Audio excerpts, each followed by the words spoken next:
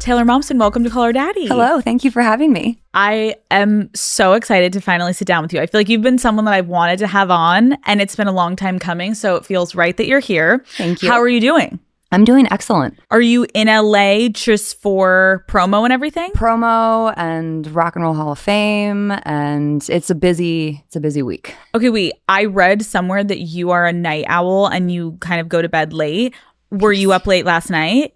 I tried to go to bed. Well, I actually flew in from Seattle yesterday. Okay. I feel like I haven't slept in at least 3 weeks. Perfect. So I'm kind of running on fumes. I'm hitting that point. So I tried to go to bed earlier, which was like midnight, which was very early for me. Okay, is this just like all musicians though? Because every single musician I've interviewed, one wants a late start, and two, it's like they literally like start their nights at like 1 a.m.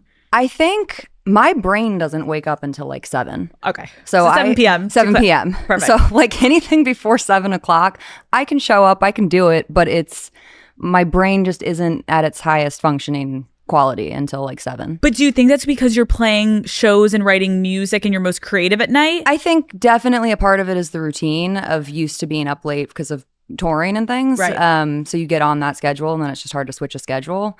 But I've always found, even when I was younger and I didn't have that, if I try to go to bed early, I can't, even if I fall asleep, I'm more tired the next day than if I just stay up and then sleep less. It's a weird thing, but I definitely find my creative brain starts to work at night. Okay, well, I'm happy that you're awake and you're here. This Yes. is fabulous. Made it.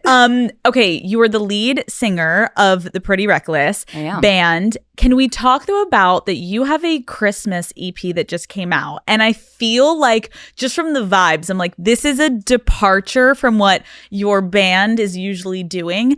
Did you have to convince everyone to do this? And like, was it primarily your idea? It was my idea. Well, let me rephrase that. It was the fans' idea. So this is something that it's Taylor Momsen's Pretty Reckless Christmas. And I'm doing the song from The Grinch, Where Are You Christmas? And that was something that when I first formed the Pretty Reckless when I was 14, every year people would put the connection together that I was Cindy Lou Who in The Grinch. And every year it got more and more exponential and more people, put that together. And it was always kind of a funny thing that, you smile at and you go, that's cute. And every year they'd go do a rock version of Where Are You Christmas? And for, 15 years, I went, no way. Like in 0 worlds is this something I would ever do. Fast forward to it's COVID. We've gone through a lot of loss. Like it's a very hard time in the Pretty Reckless world and in my life. And there's nothing to do because we're in lockdown. And so the only thing to do is to rehearse with the band because we're all cool to be together. And so we just spent a lot of time in the rehearsal studio. The holidays were coming up. We're starting to see these comments again of do a rock version of Where Are You Christmas? And we kind of I kind of turned to everyone and went, should we just try this? Like, should we just see what happens here? And so we put together an arrangement, which was actually kind of tricky because it's not really a full song. It's a minute long.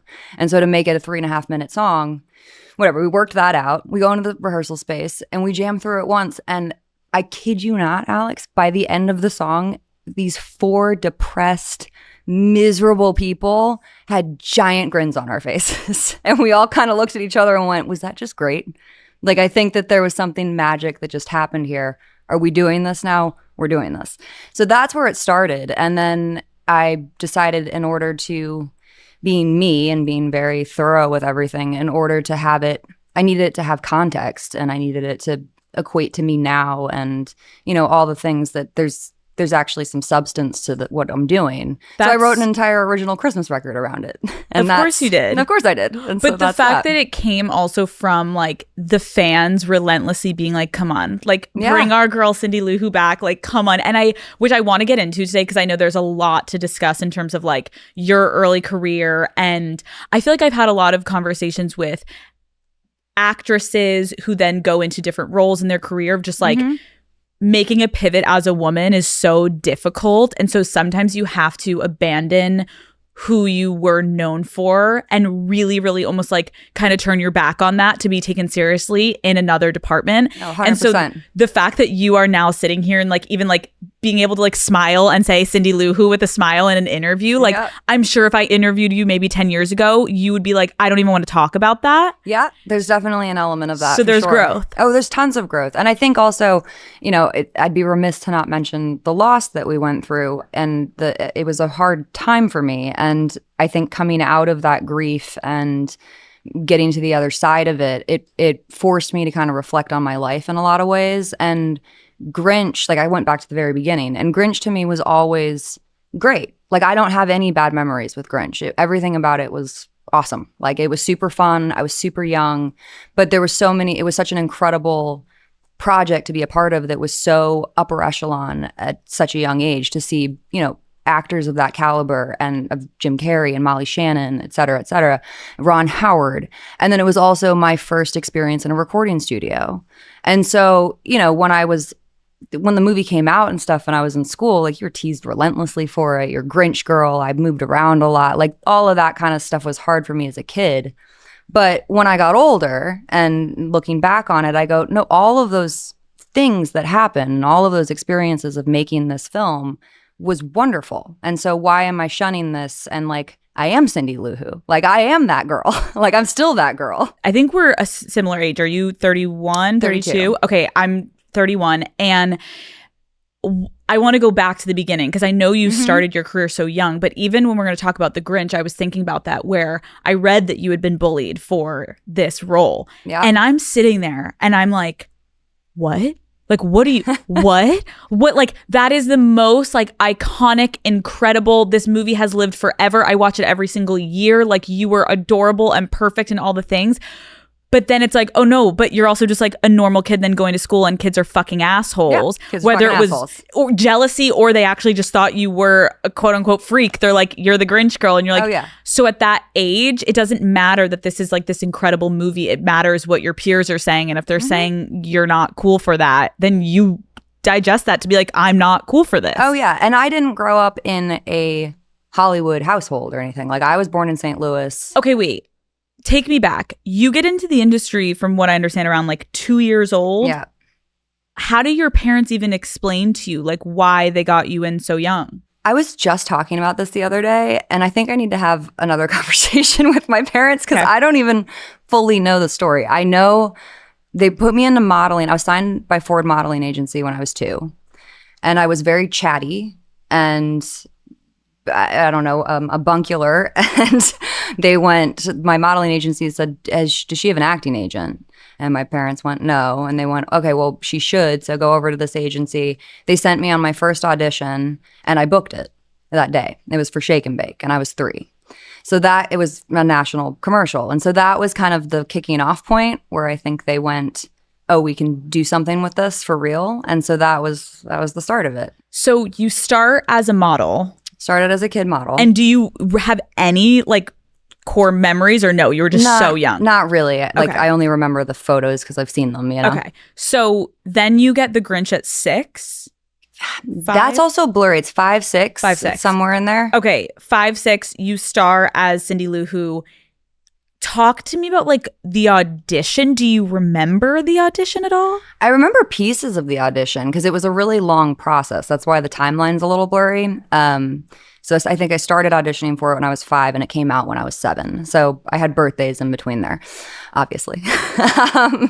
But the audition process was long. I remember going in, is lots of rounds of it. And I remember the screen testing the most because that's where it was down to me and 2 other girls. And we got to try on wigs. And that's where they were starting to kind of put together what Cindy's going to look like. And so I went from a neon pink wig to a green wig to a yellow wig to this kind of outfit to this kind of outfit.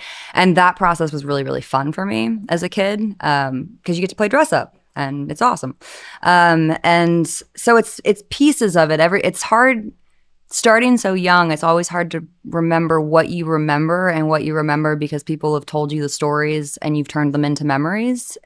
Also, I can watch my entire life. So it's how much do you remember? How much are you watching it and remembering from that, you know? Yeah, because it's like similar, very different, but similar just for a kid in your childhood, you get told things by your parents. Yeah. And then you're like, oh, cool. Yeah. And you see a picture and then you can kind of also like fakely come up with what you think you remember from that. Exactly. But we're so fucking young and like 5 years old. Because I was thinking, you're saying it was so fun to do these, try on these wigs, but do you remember any part of you in any capacity being like intimidated by being a part of something so big, or you didn't even understand? I didn't understand that, and I never remember being nervous or anything like that. It was fun. It was like that's what I'm saying. Like Grinch is so positive for me. Like that, my memories of that are so awesome. Okay, you had to go to Who School. Sorry, just indulge me because like we're getting close to the holidays. Who School, talking about fun. Who School was amazing. Do you remember like the wildest things that you got to be a part of during that time? Well, the entire Who School was, I think it was like 7 months long of all the people and all the acrobats training to learn to act and create this world that Ron saw in his head of this whimsical, over the top Whoville. So walking into that, it was a big, like, what are they called? Like hangars, the big sets on Universal Lot. Yep. And it was just empty, but they had giant, life-size balls that acrobats are walking on and people doing backflips. And so you walked into this world and you're just going, what is this kid playground? And I did all my own stunts. So I had to learn I did stunt training. Okay, wait, but you didn't have to do the prosthetics, right? I didn't have to do the prosthetics. Rick Baker molded my face. And after he casted me and stuff, I think everyone just kind of collectively decided that that's too much to put a kid through, to have to go into prosthetics every day. So they wrote it into the script that I haven't grown into my nose yet. No, honestly, adorable. I also was thinking about that because I think I saw an article somewhere where it was like Jim Carrey would sit in like 8.5 hours of prosthetics, and it killed him. Like truly, from what I remember, it was brutal on insane. Him. He went. I think he feel free to tell me if I'm wrong, but if I remember correctly, I think he went through actual torture training, like with a real Navy SEAL guy to learn how to deal with it, because he's so covered. I mean, the suit, and the contacts. I remember there was a time when, because we had all that fake snow coming down, and the snow got underneath his contact, and it killed him. Like, so painful. No. I genuinely can't imagine. But then obviously, like, he brought it to life in such a beautiful way. Do you remember just like what it was like having him as your co-star? Because he's obviously so fucking talented. It's like crazy. Insane. To see that level of talent at such a young age, I think really had a big impact on me. Yeah. Just to see someone who takes their craft that seriously. And I get asked a lot if he scared me, because I think a lot of kids were scared of the Grinch. He's never scary to me. To me, he was always Jim, and he was always in makeup.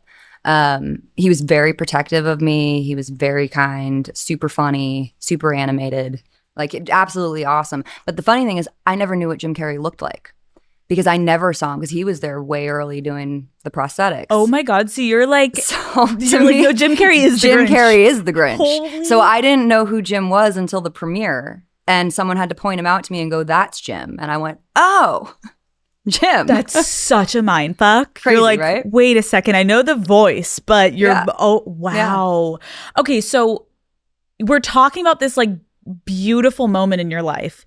And then, like you referenced earlier, then you go back to school. So you're like experiencing the most incredible, like kids would dream of this, and you're on these sets and you're doing all that. Yeah. And then you go back to school. And are you living in St. Louis? Living in St. Louis. My dad works there, and I was going to Catholic school.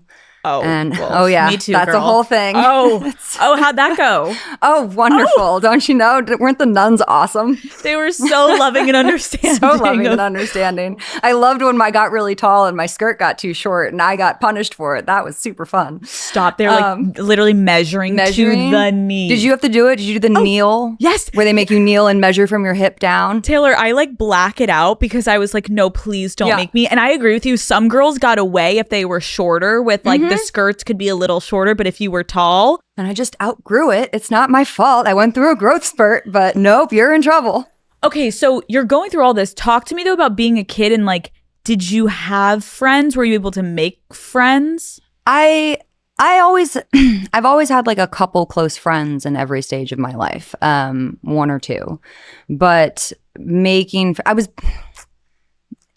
I've gone through so many phases of myself. Like I think the weirdest thing that people probably don't know about me is that I'm actually really shy, and no one guesses that. And so I have this external version of myself that is the performer and the professional and all of that. But that's where like songwriting became really important to me, because that's where I felt like I could be me. And I started writing when I was really little. So like around Grinch, like 5. But I think that makes sense, because now being more involved in the industry, like I think a lot of actors, not everyone, like goes through these weird moments where it's like, I'm reading the lines that someone else wrote. I'm doing what the director is telling me to do. And so like there's not a lot of autonomy that you've got going on in these situations. So like to have something as an outlet that like you can genuinely have for yourself, I think a lot of actors try to find that for themselves, because we as consumers think that these actors are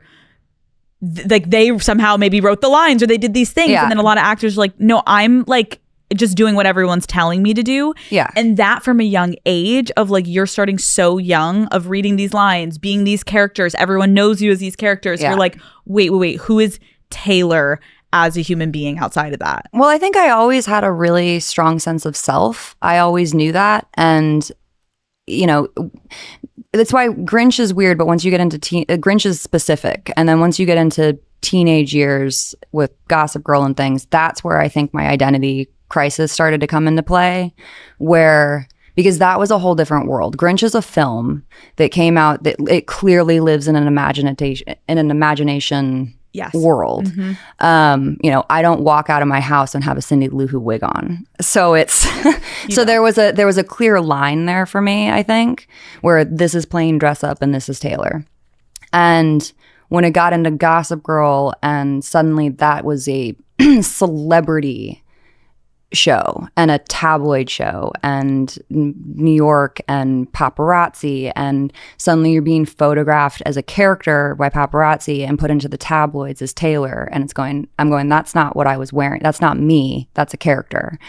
And I'm getting hate from things I did on the show that I have nothing to do with. And so I think, and I was young, I was 14, so I think that started to bother me, and that's where I started to realize like I'm not good at being someone else's tool. Like I need to be my own person. Also, Taylor, you saying 14?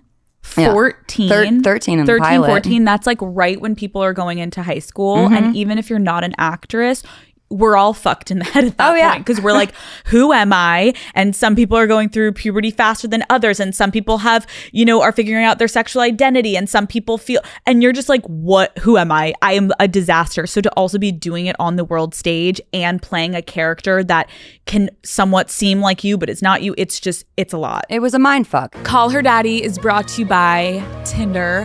All right, let's talk about Tinder, or better yet, let's talk about the early days euphoria that comes with having a new crush. The kind of crush where you've been maybe down bad, but in the best way, okay? You cannot stop thinking about them. Every single song reminds you of them, and you are making up scenarios about them in your head. There's kind of nothing better, right? Well, amazing news. That crush feeling is waiting for you on Tinder. Like literally right now, you have no idea what is out there unless you start looking. And Daddy Gang, the possibilities are endless. Once you have a crush, even the most mundane moments become beyond monumental. It is time to find the person who makes your entire day better by simply just texting you, hey, with a smiley face. You deserve it, okay? We all know there's no better feeling, and finding a new crush is easier than you think. Thanks to Tinder. Explore all of the possibilities for yourself. Tinder, it starts with a swipe. Download Tinder today. Call Her Daddy is brought to you by Shopify. I cannot believe it's almost been a year since we released Unwell Hydration. Our winter launch party was beyond fun. We had ice sculptures, fur boots, and of course, Unwell Hydration in everyone's hands.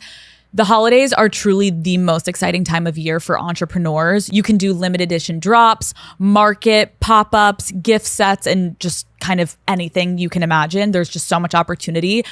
But you really need to be ready to take that opportunity. And that is why I use Shopify. It keeps literally everything organized in one place so I can stay creative and focus on making things people actually want. With Shopify Magic and their suite of AI tools, I basically have my own assistant helping with literally everything from giving reports to even generating content ideas. And I love that I can run my entire business right on my phone. Like I will be standing in line, grabbing a coffee, checking orders, tracking sales. It's all right there. And it saves me so much time and lets me actually enjoy the season while growing the business. So Daddy Gang, it is your time to build your brand. Head to shopify.com/daddy to see how easy it is to start your business today.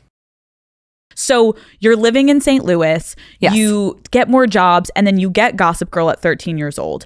Well, they were missing a move. So I lived in St. Louis till I was 10, okay. And then my dad switched jobs and we moved to Maryland. So now I'm in middle school in Maryland, and I have just started my first band, like an actual garage band with kids from my school. I finally found my little clique, which was kind of the first time in my life I felt that, and it was exciting to me. And I was still the weird art kid who, wore combat boots and leather jackets to school. And this was Potomac, Maryland. So this is very preppy. And love that for you. All the girls had bows in their hair and Uggs and matching Juicy Couture sweatsuits. And so I was always just off in schools. So I found my crowd, found the art crowd, started my first band, and was doing really well. Like I was well adjusted to this school and this group of friends.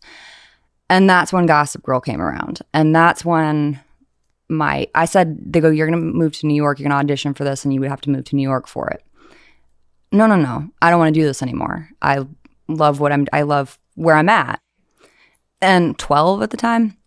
And my agent, my manager, they all flew to my house to convince me to audition for this, going, this is going to be a great opportunity and you'll get to move to New York and it's fashion based. You love fashion and you love New York and blah, blah, blah. So long story short, ended up going to New York to audition for it. Where are your parents at this point? Oh, they're there. They're encouraging this choice. And I don't think it was with any kind of malice or anything like that. I think they're just looking at going, this is a huge opportunity, and just because you're having a good time in school right now doesn't mean you pass up on something that's this massive. Did you at all, because I know I've talked to child actors that like there is like an obvious the financial pressure of just like you're a working child, and I know it's like an awkward topic, so like share what you're comfortable, but like was that a factor at all in this decision? It wasn't spoken about to me, and I'm still not even a teenager yet. So I never realized I was making money. Let's put it that way. Yeah. So that kind of, this was always, this is fun and you like this. And there was an element of, you do well, you get praise. You don't do well, you don't. And so it's a lot to unpack, I think, probably as an adult looking back on it. And I think a lot of my life now I spend not really thinking about it and going, because I'm one that very much does not live with regret or wishing I could change things or For whatever. sure. That's just not my vibe, because I think it's kind of pointless. So I'm very I'm always looking forward, and I reflect on things in order to write about them and process them and that kind of stuff. But it is what it is at this point. You know what I mean? Again, I think there's a natural empathy that I think the world now just has for child actors, because I think of just the honest truth that just has come out for a lot of these people that went through this. And when you did get into Gossip Girl, did you then understand that you were making money, or Yes. At what point do you think you were wait, you guys, this is also mine? It was Gossip Girl, and it was, I left, I moved out really young. So it was around that time that I started to realize suddenly I was becoming in charge of my own finances and that kind of stuff. And so that's when I kind of put everything together. But it was it was Gossip Girl that made Gossip Girl's a weird one because like in one way it was, it was awesome. And in the other way, I really didn't want to be there. So it was me starting to come into my own as a person and having this tug. It's where music is the thing. Because I was starting to do that. I was always writing songs. I was always doing these things behind the scenes. But now to be so universally famous for something that isn't me was really challenging for me. And so I felt like I immediately became very defensive. I was defensive in interviews. I was very also young, so arrogant and kind of an asshole and, all those things. Figuring it out in front of everyone. But figuring it out in front of everyone and being judged, very harshly for it, while trying to push back against that, going, I don't want this. I want this over here, and I don't know how to get to this place. It's almost like you couldn't stop it once the train started moving. And as we know how big Gossip Girl got, and no one expected that. Yeah. Okay, take me to your agents decide, okay, you got to do this. You eventually say yes. You go to New York. You read for the part. Like, what was your first impression of Jenny Humphrey? Well, I mean, I kind of related to the character. I never really auditioned for things that I didn't understand, and feeling like an outcast in a world that you don't fit in was kind of, that's who I was. It wasn't, I wasn't from Brooklyn and all that stuff, but it was as a general concept of a character, I identified with her. I feel like now, I was about to say this, I'm like, oh, this was kind of a theme lightly in The Grinch for you too, but like you're 14 on set and everyone else is like bare minimum mid-20s. Yes. Like you are beyond the youngest person really on this set. Yeah. How did that dynamic impact you?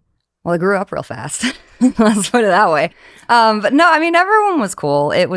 I still had Connor, who played Eric. He's still one of my best friends.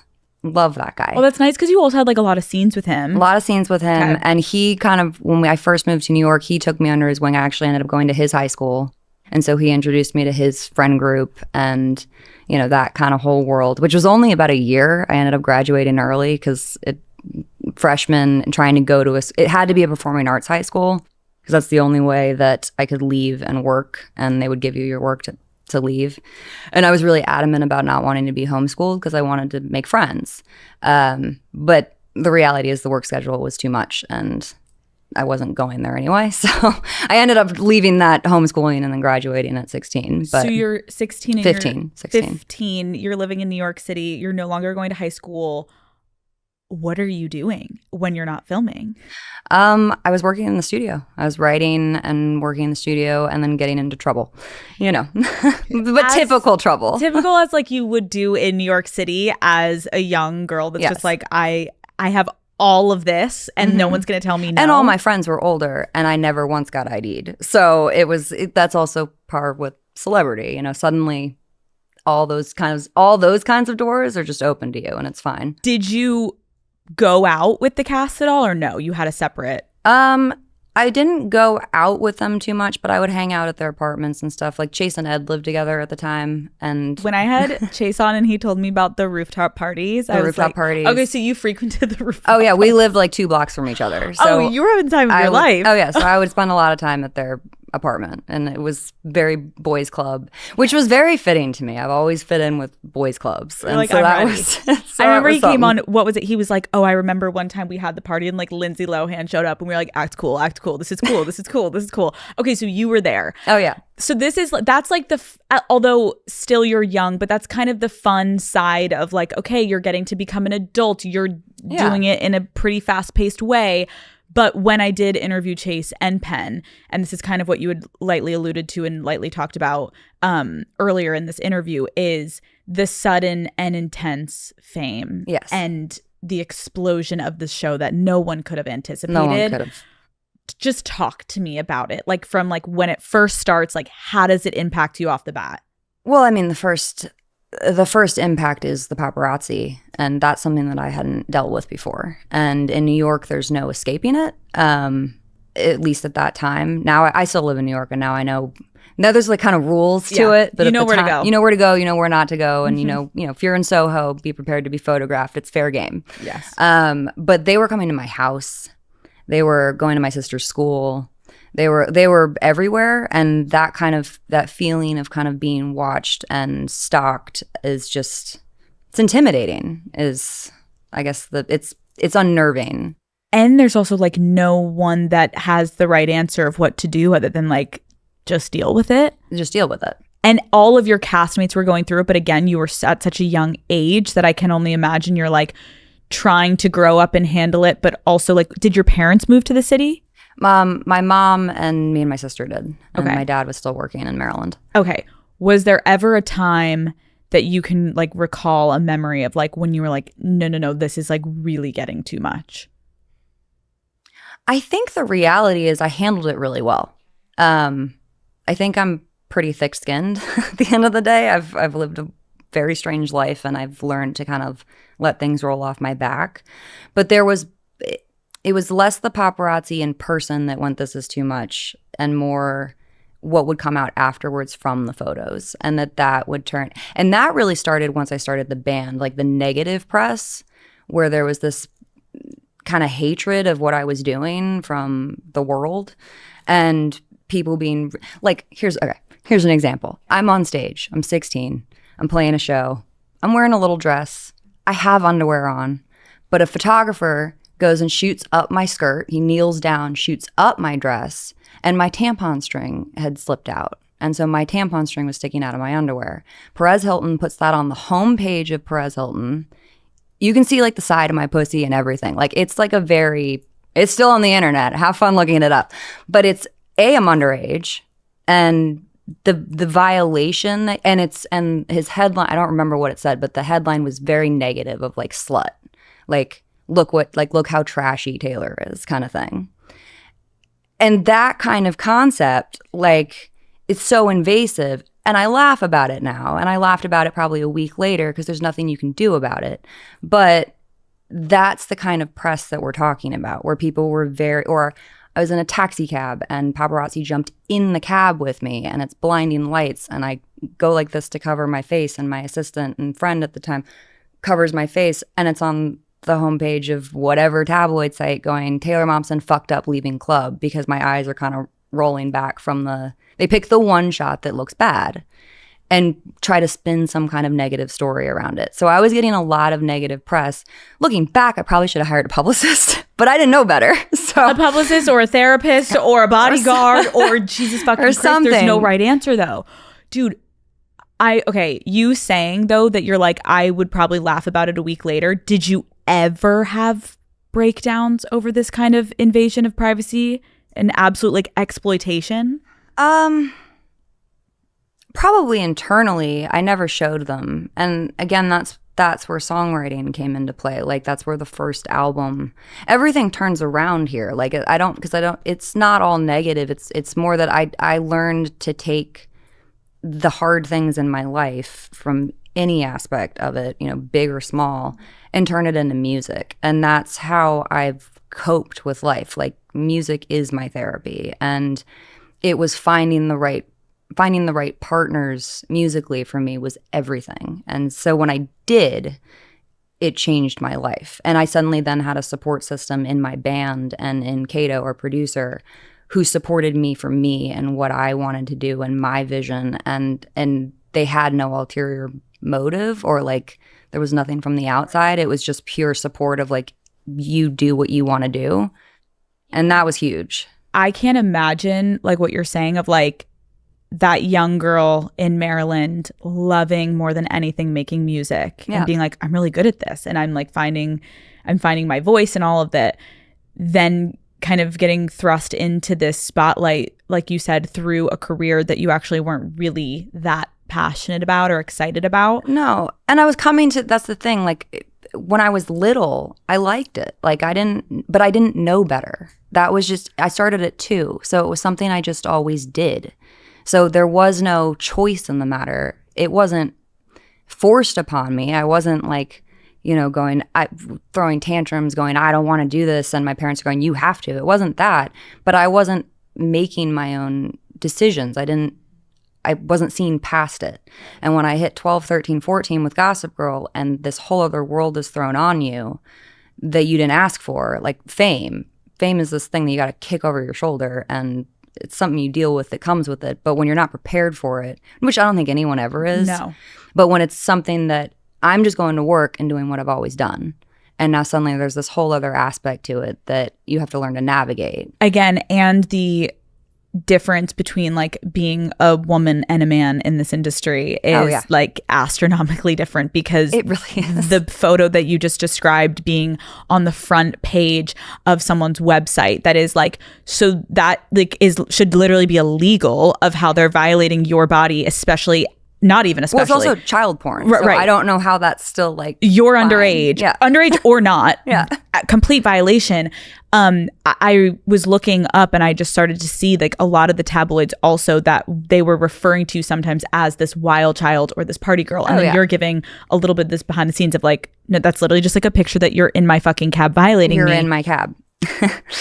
First of all, I was never really a wild child. I was working all the time. Like I would go to set on Gossip Girl because I started making the first record while I was still on the show because I formed the band at 14. So I would go to work at 4 a.m. on Gossip Girl, work till 6 at whatever time we wrapped, go straight to the studio and work in the studio from whatever that time was till 2 a.m. Come back, sleep for maybe an hour, and then do it all again. So I was working all the time. So this whole like wild child persona, it was just the makeup and my fashion choices, which were a bit outrageous, but very me. Like, I was just being authentic. And so I think some of that was curated. And also, it's my image. My image was a little out there. And I was very, I mean, now I call it pretentious. I look back on it and I go, oh, it's like cringy how pretentious some of the things I would say was and how I'd speak and carry myself. But that's who I was at the time. And I think that some of that pretension came across extra because I was being defensive, because I felt like I constantly had to defend who I was as a person every time someone asked me a question instead of just answering it kind of honestly, you know? Yes, I think there was like, again, you're so young, there's like a level of like internally you were trying to protect yourself. And so like I was fighting. Yeah. I was more fighting going, this is me, you're getting it wrong. So I felt like I really had to fight to explain who I was. When now as an adult, you just be who you are and relax into it. And yes, but I also think I was thinking about this is like I've now interviewed a good amount of people who have been a part of a franchise that was all consuming, and the fandom level is just like you will intense. You'll never be able to describe it, right? Like, yeah. and it's once in sometimes generations. Like there's these very specific shows that just take the world by storm, and I think the fandom. We are watching these romanticized shows that are very curated, and there's directors and there's writers' rooms, and these are really good fucking shows. But then we are blurring the lines between Jenny Humphrey is not Taylor Momsen and Taylor Momsen is not Jenny Humphrey, but people don't give a fuck. And so they want you to be Jenny Humphrey. And you're like, guys, I'm literally, I am from St. Louis. I'm not from Brooklyn. And so can you talk to me a little bit about like having this hard time between separating yourself from Jenny Humphrey and Taylor, and like how the fuck did you mentally do that? Well, I quit. Yeah. We're getting there. Yeah. You're like, bitch, I left. I left. I can't do this. It was a struggle there for years, but I what I did was I treated it very much like a job, a professional. I showed up, I did my job, and then I went to the studio. Did you resent her though? Was me. Like the character? I resented I didn't resent, I don't know how to explain this. When I left the show and I was no longer on it, and I was just touring with the band and just putting out music, and I quit everything else, and that's all I was doing. And every question and every interview was still about Gossip Girl and Jenny Humphrey and will you ever go back to acting and blah, blah, blah. And the list of questions on and on and on. The first year, you get it. The second year, you kind of laugh at it. By like, as it kept going, I was going, oh, I'm never going to outlive this character. And that's a weird thing to come to grips with. So you just kind of, I ignored it. you live your life. And I feel like from what we're talking about is like you're going to the studio, you're recording after Gossip Girl. But then, like you said, people really didn't want to hear about you as a musician because they're like, well, they didn't take it seriously, which in their defense, I wouldn't have either. Okay, talking about that. If you brought to me a 14-year-old fronted rock band with a chick who was on a soap opera, I would roll my eyes at it and go, yeah, I don't give two fucks about whatever you're trying to show me right now. Fair. So of course they did. Like, yes, because I picked the hardest path. I trying to gain credibility in a world that is impossible to gain credibility coming from the circumstances that I came from. A, rock and roll, hard as hell. B, a woman in rock and roll, hard as hell. And then 3, teenage soap star. You're like, wants to be taken serious. So it was just, I had everything stacked against me. Right. In that way. But, and so there was a lot of, this is fake and she's a poser and this is who so-and-so writes her songs and blah, blah, blah. None of which was true. I write everything myself. I co-produce the records. Like there's no one but me and the band involved in what we do. And it's incredibly personal and and I take it incredibly seriously. And I realized very quickly that the only way to overcome that kind of hate or whatever is to A, shut it out and just do it. Keep going. Yeah. Well, you just do it. Yeah. You keep going. We toured the world relentlessly. I kept writing songs. We kept putting out records. You have to do it the old school way. You're like, I'm not going anywhere. Consistency, just keep. Hi, here we go again. Another song. I can't, because you can't keep explaining yourself. There's no point in explaining yourself. So I got tired of that and gave up on it. And then that's when things actually started to get easier, is when I stopped being so defensive and just was.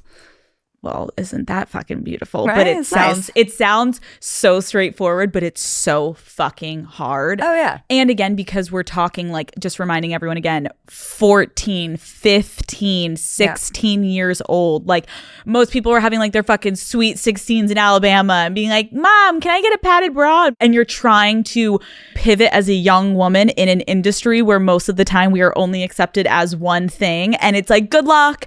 Okay. We're gonna get there, because now I want to finish off with, you said, bitch, I fucking quit. Yeah, like, I quit. Let's talk about it. How early on did you actually know I want to get the fuck out of here? It was definitely, when did I actually leave? Was it season 3? I never watched the show, so my timeline's always messed up. Okay, so you leave. I'm season gone 4. by I think season 4. Season 4. Season 4. So season 1's a whirlwind. It's probably around season 2. Okay. It's whenever I started the band. Like when I met Ben and Kato, and it changed everything. Did you talk to them though about being on this show, being like, guys, I gotta get out of here? Oh yeah. You're like, guys, oh yeah, I'm in jail, get me out. I knew I had to leave, but at the same time, leaving a career that is so prosperous, and it was not easy. Yeah. It was an easy decision for me. Sorry, I shouldn't say not easy. Not easy in the way of like, to actually get out of a contract was not easy. Okay, talk to me. So what happened? This was hard. So it started with I don't want to do this anymore, but you're in a lock and key contract with CW, Warner Brothers, all of that stuff. And it came down to, it was a very long battle of me arguing everyone and going, get me out of this. I can't do this anymore. This is killing me. Like I have something else I want to do with my life, and it has nothing to do with this. And I can't be stuck here anymore. And you're called ungrateful, and you're called like all the things that come along with, how dare you turn your back on something that's been so successful for you, was hard. But it came down. How do you feel about that though, when people say that? Oh, I just went, fuck you. You don't know what you're talking. Like, you're not in my shoes, so how dare you judge this? So I was very, very defensive. But it came down to, they wouldn't let me out of the contract. The head of Warner Brothers said, fuck Taylor Momsen. No fucking way. I go to the writers, and Stephanie Savage and Josh Schwartz, who I love, like genuinely love, and explained the situation. There was, lots of talks about it, but they essentially went, well, we can't let you out of the contract because that's not our job, but we can write you out of the show. We understand what you want or what you're trying to do here. You're not going to be able to act because you're under contract, so you can't go take another job and join some other TV show or some other movie. And I'm like, that's perfectly fine. I'm trying to get out. Like, it's not what I want to do anyway. It's good. So I really have to credit them for doing that for me, because they did not have to. And they wrote me out of the show so I could go on tour and be in a band. How did you share this with castmates? Were you close with anyone enough to share it, or just kind of say peace out? Not really. I kind of just Irish dipped. I wasn't in the script the next week. They're like, where's Taylor? I mean, they all knew I was making music. They all knew I had a band. Like, I would play them stuff, and because I was working on the first record while I was on the show, so I would come in and play songs and play music and that kind of stuff. But I don't think anyone knew how serious I was at that stage. Do you remember your last day on set? Were you like counting down the hours? I remember I actually do, now that you bring it up. My last scene was in I think it might be the last. I've never watched the show, but I think it might be the last scene you see Jenny in. And so I think it's me like on the train going to live with my mom or whatever the write out story was. And I'm like leaning on the window. And I think that was the rap scene, which is very fitting. And then I came back for the very finale because as a fan of television and a fan of the shows I love, like when you have the full cast together again you want to full circle that and round it out.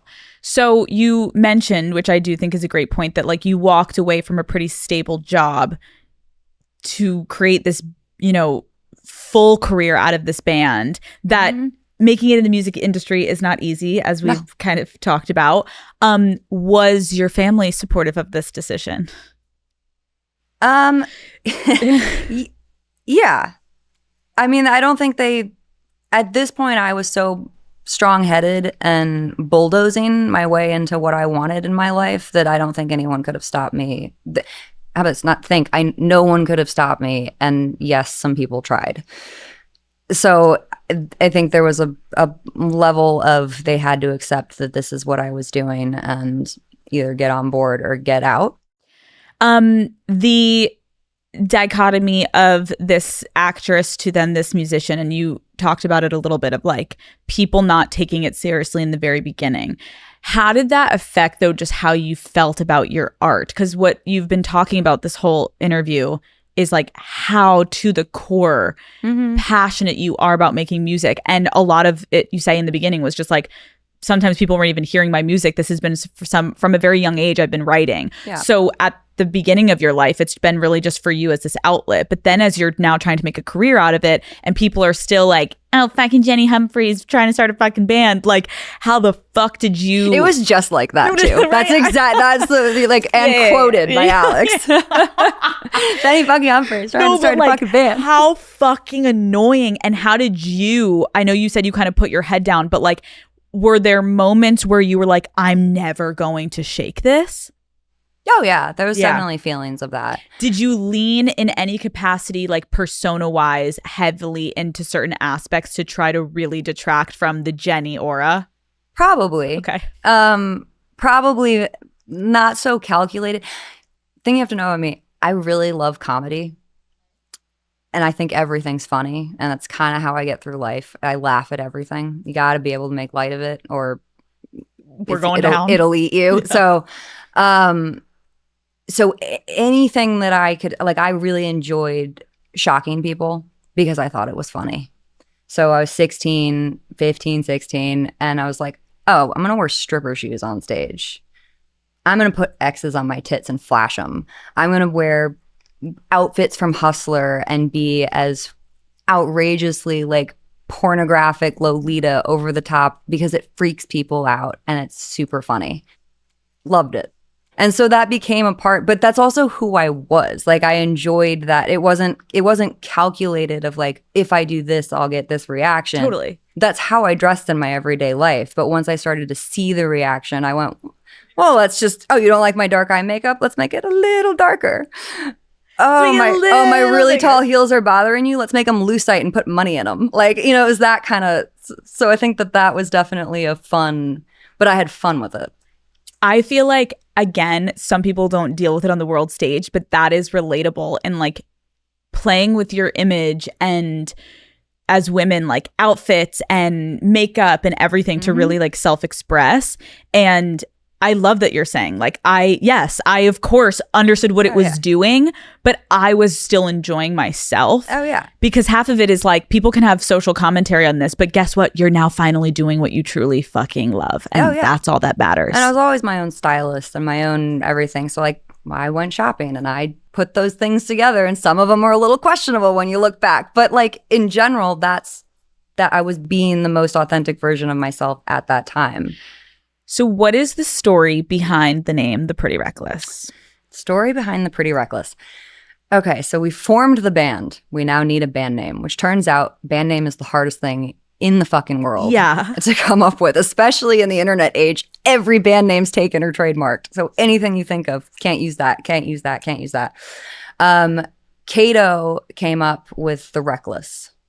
And I went, I love it, because I knew I wanted it to be because of the Beatles. And I wanted it to be like one word, not one of those long sentence band names, like something simple and whatever. So he went The Reckless. Perfect, that's the name. We go to trademark it. There's an issue. There's some band from the 70s called The Reckless. We can't get it. And my lawyer goes, well, just add a word. Like add any word and people will abbreviate it. You know, like Led Zeppelin, people call it Zeppelin. And she goes, and once people abbreviate it, you'll have, the trademark, it'll be common, or whatever the loophole is. That then now you can trademark that also. And so we went, okay, what's the Pretty Reckless? It's better than moderately reckless. Like, sounds good. Yes. Didn't really think of it much. And then didn't notice that didn't think ahead that everyone would abbreviate it to TPR, not The Reckless. And hence The Pretty Reckless was born. But I love it now. Like at the end of the day, the music makes the band name, not the other way around. So it does. Now I'm fully the Pretty Reckless. Like I am the Pretty Reckless. You are. At this point. You are. It's good.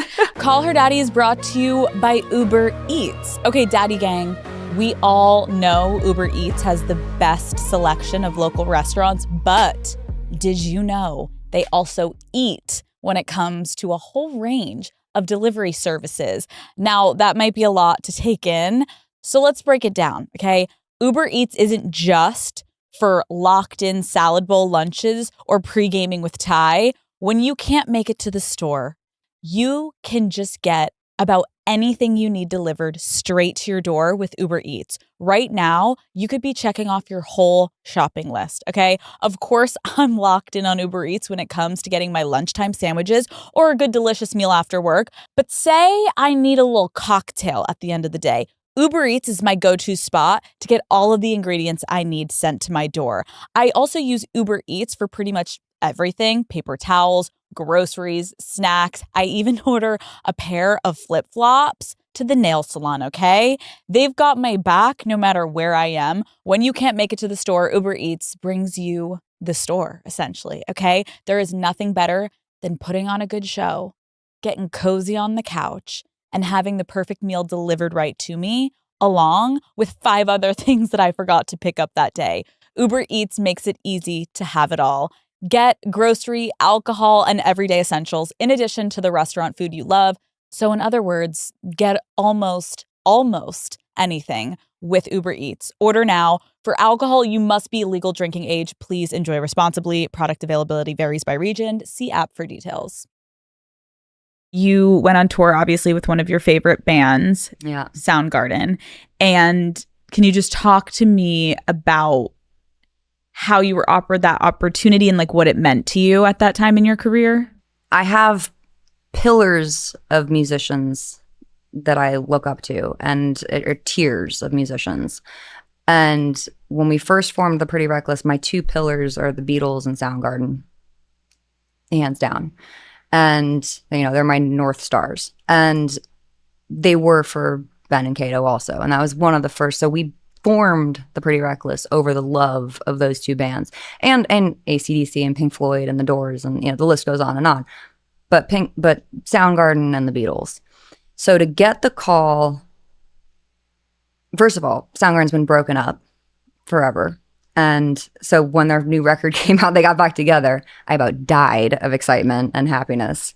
And then to go forward and get the call that they are asking us to open for them was surreal and so validating and so exciting. And I cannot picture a moment in my life where I was more happy than that moment. Like, that was the coolest thing to ever happen to me. I was floored. I could not believe it. And it was fantastic. Like, and this is obviously going somewhere sad, but it was the greatest experience, and everything about it was phenomenal. They're incredible.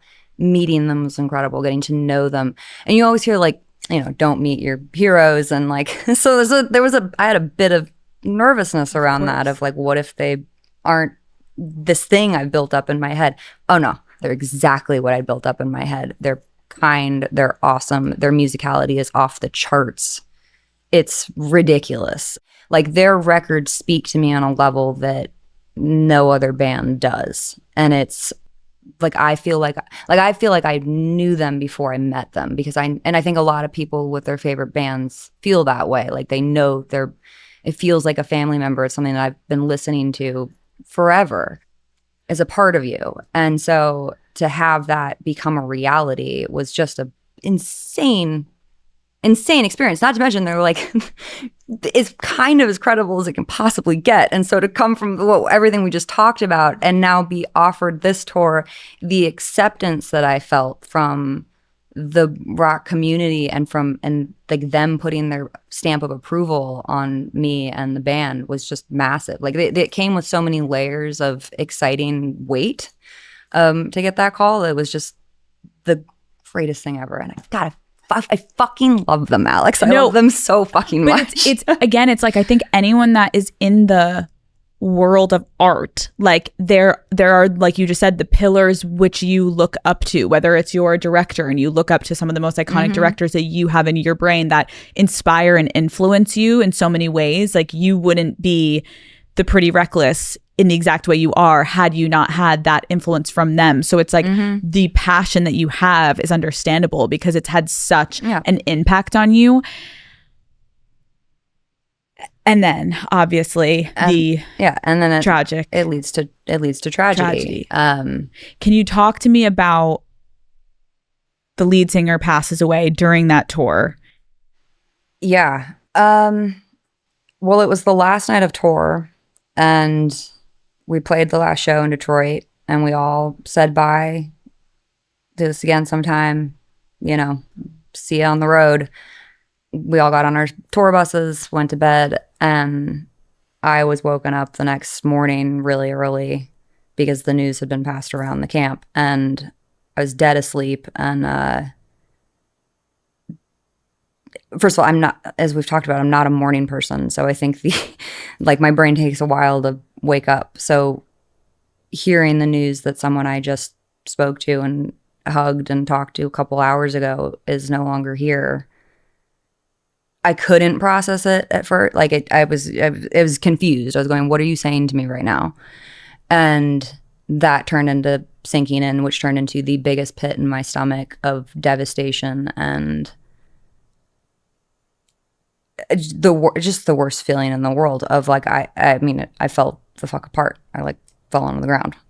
And that was kind of the start of what we can call my dark period. It was so shocking, and so like everything about that experience for me was so traumatic, that I still get shaky talking about it. Like, it's something I try not to think about too much, but that is brutal. It's brutal. Beyond like words, because you're like, what we're talking about too is like some of the highest highs of your life, and then immediately wrapped into the lowest lows of your life within like a 2-hour period. And then about a year later, one of your other best friends passed away. Yeah, that's Kato, who I've spoken about through Kato Kandwala. He produced all our records. He's my best friend in the world. We're inseparable, like talk every day kind of friend. And he was essentially the fifth member of the Pretty Reckless. He just didn't tour with us. And we lost him in a motorcycle accident. And it was, as I've said before, that was the nail in the coffin for me. Like after Chris, I was in the start of a downward spiral, and we continued to tour. It quickly came to a place that of realization that I was not in a place to be public. Like, I needed some time with this. I had to disappear and go try to handle this grief that was fucking eating me. And the way that I've always dealt with hard things in life is to write about them, as I've said, and to turn it into music. And so I was finally starting to kind of come to grips with Chris. Not well. Like, I was definitely not doing well, but I was going, we got to get out of this. Let's get in the studio. Let's make some music. Like, let's push forward and do what we've always done in hard times. And we booked the studio, and as soon as that happened, I got the call that Kato had passed away in a motorcycle accident, and it floored me. So it was it was a giant 1-2 punch, and because they were not that far apart from each other, and I just went off the rails. Like, I didn't handle that well, to say the least. Like, I got very heavy into substance abuse and this cloud of depression that I couldn't shake. And so something that I was teetering with before really took on a life of its own, where I essentially gave up. I gave up on life. And when everything I love is dead, what's the fucking point? When you were going through that period in your life, were you alone? Like, who did you have around you to keep you getting up every morning? I mean, it's the band. I mean, the band is my family. Ben, Mark, and Jamie. But I did a very good job of isolating myself at that time period. And, they reach out, they check in, they come over, we play, whatever we did. But a lot of the time I just shut off my phone, like I was kind of unreachable. And that was very calculated. That was very like, I knew I wasn't in a good place. And there's like shame that comes with that if you don't want to be seen. And B, I also knew that I had kind of given up. Like, I had to I had to make a very conscious choice at a point where I was either going to live or I was going to die. And I had to either stop everything I was doing and get my life together, or this was going to kill me.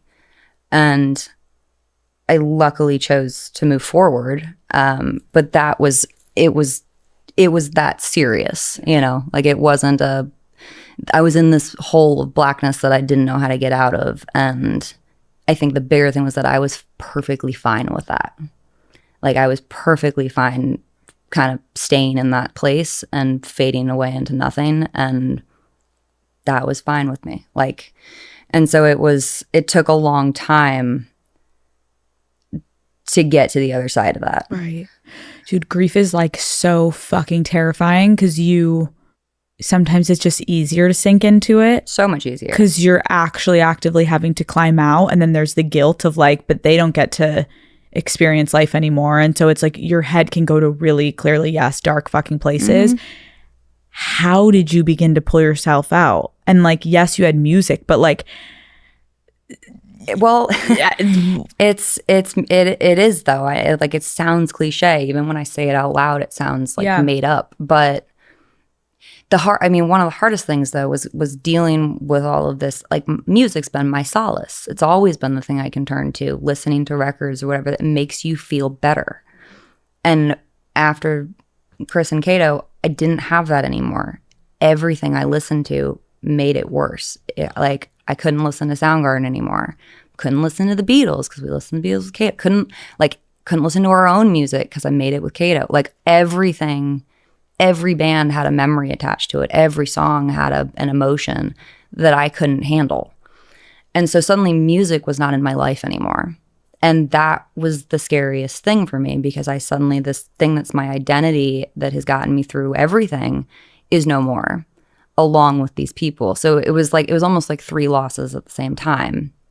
And eventually it's time is the answer. But eventually I got to a place where I could start listening to records again, not Soundgarden, but I went, where did this start? Like I very calculatedly went, where did I fall in love with this? Like, how do I find myself again? And so I started at the very beginning, which was the Beatles, where it's the first band I fell in love with. It's the reason I started writing songs. It's, all the things.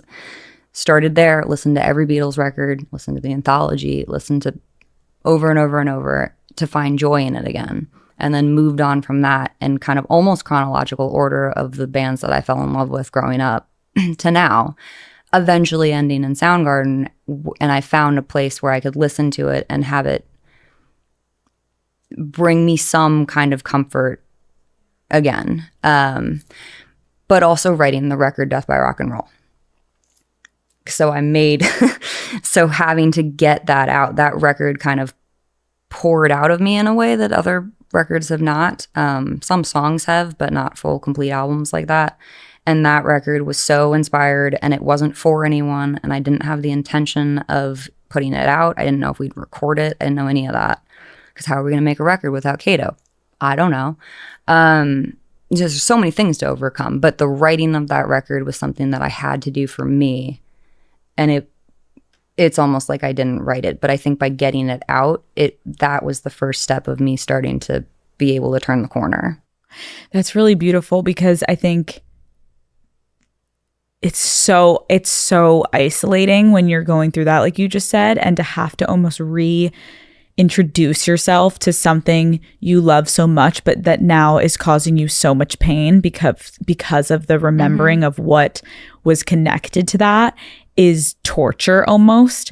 But you also have to always remember in grief that like most of these people would never want you to leave the one thing that connected you guys. And slowly the goal is to get back to it so you can feel them through, I'm sure, the music, and you can feel them when you're making it. But even the concept of making it in the beginning is so fucking hard. So hard. It seems impossible, because at the end of the day, I try to say Kato's name every day. Or I don't even try to. I just still do, because it keeps him around, you know, doing it. Yeah. And so, like, but he was such here. a big part of my life that there's no way to not talk about him. And he's still such a big part of my life. And I think that's the key to loss. And I learned that while that pain never goes away, and that feeling of, of missing them, and, all the things that come with grief, the intensity does. So it's kind of like when it happens,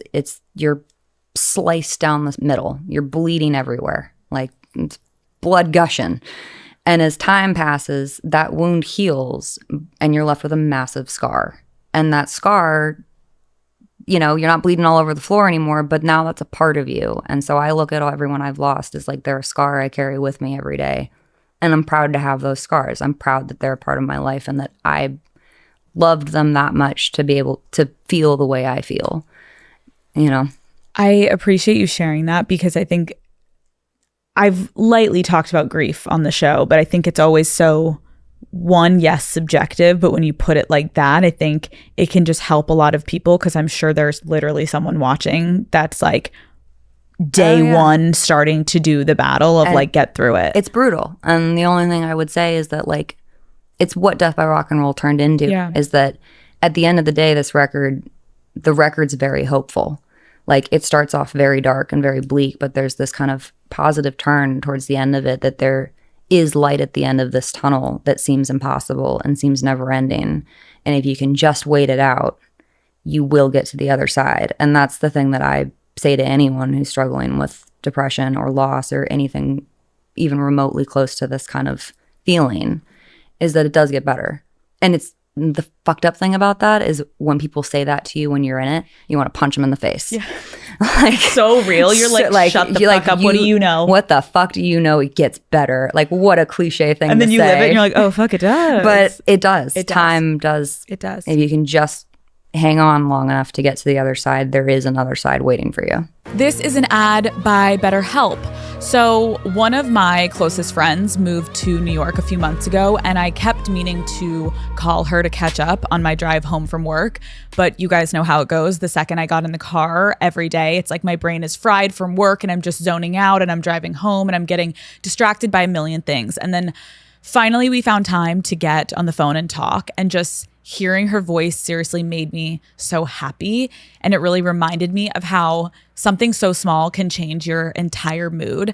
And BetterHelp is encouraging all of us to check in on our friends, reconnect with loved ones, and remind them that we're here. With over 30,000 qualified therapists, BetterHelp is one of the world's largest online therapy platforms, and they do all of the matching for you, so you can just focus on your therapy goals. This month, don't wait to reach out. Whether you're checking in on a friend or reaching out to a therapist, BetterHelp makes it easier to take that first step. Our listeners get 10% off their first month at betterhelp.com/daddy. That's betterhelp.com/daddy. Walk me through what you have felt with double standards when it comes to music and the music industry for you as a woman. I'll be honest, I get, it's probably an unpopular answer, but I tend to not, I get asked a lot what it's like to be a woman in rock and roll and a woman in music and the double, all the things you just said. And while yes, it exists, I kind of don't look at it that way. Like I kind of live in my own, maybe I live in my own world, my own mental bubble, but I look at it like music is music, good music is good music, gender doesn't really matter, and most music's crap. Like that's how I see it as like I want to compete with the best people. And so the only thing with, not the only thing, but the thing with being a woman in the music industry is that you get compared to women in the music industry. Not that that's a bad thing. There's a lot of amazing women, but you're cutting out an entire sect of musicians and not even putting those two next to each other because of a gender thing. So I don't really know, because I kind of just don't really think of it that way. But I think that's like the best way to look at it. And I think that doesn't just pertain to music, which I agree with you. And I'm going to take that as advice moving forward, because I think you're right. There's so many industries that we just talk about, this woman, is she as good as this woman? Or like, oh, these actors, or oh, these politicians, or oh, these, hosts, or whatever it be. Yeah. And most of the time you're only comparing them to the same gender. And I agree with you. It's like so limiting. It's so limiting. And especially as a woman, it's like, it's also a lot of times it's derogatory, because it's like, well, for the women, yes, you guys are pretty good. And you're like, what does that mean? Like, I remember when I signed a deal for my podcast in the early days of my career, and everyone was like, the first like woman to blah, blah, blah. And I was like, wait, no, but like the deal is like bigger than most men. So shouldn't we just be like, take out the gender? Take out the gender. Like, why are you focusing on that? Deals on podcasting. Like, not like for a woman. You're like, what does it have to do with? Everyone knows I'm a woman. Like, everyone can see that. Right. Yeah. So that I think is, I think that's great advice for people listening. It's just like, yes, you can't control the way that people are going to spin it, but you can control how you like digest it and you own it, of like, no, I'm not going to let that affect what I'm doing. No, it doesn't affect what I'm doing at all. And I mean, I own my femininity. Like, I love being a woman most of the time, except for that time around the month. But yeah, exactly. But it's you just have to look at it like you said, you don't let it affect what you're doing. Like, I'm assuming, like, who do you look up to? Who are your heroes? Some of them are women and some of them are men. Exactly. It's not, you don't only have women idols. Right. It's a good point. So why are you looking at it like that? And at the same time, when you put the woman stats in there, like, our stats are really good. Like, we have a bunch of number ones and, breaking records and that kind of thing. So, like, hey. But the way I like handle my, my art, the music I make, whatever, that never comes into my mind at all, because why would it? I wake up like that. I wake up a woman. Facts. Okay, Taylor, this is Call Her Daddy. Yes. Let's talk about your dating life. Okay.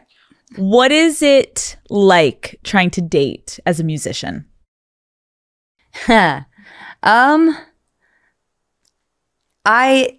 don't know if it has anything to do with musician and probably just me as a person, but I think that I'm a very trusting person and I'm a very guarded person at the same time. So anyone I let into my life in any form of a relationship, there's a life bond there. Like that I'm not letting people into my life that are fleeting. It's just not, I mean, you have those people in your life, but but I'm always looking for something that has depth to it that is filling something that I need in my life. And that's from friends to relationships to whatever. Like it's managers. It doesn't matter. Like they have to have there's a quality about that is deep. I'm very normal, I think. Love. So there's that.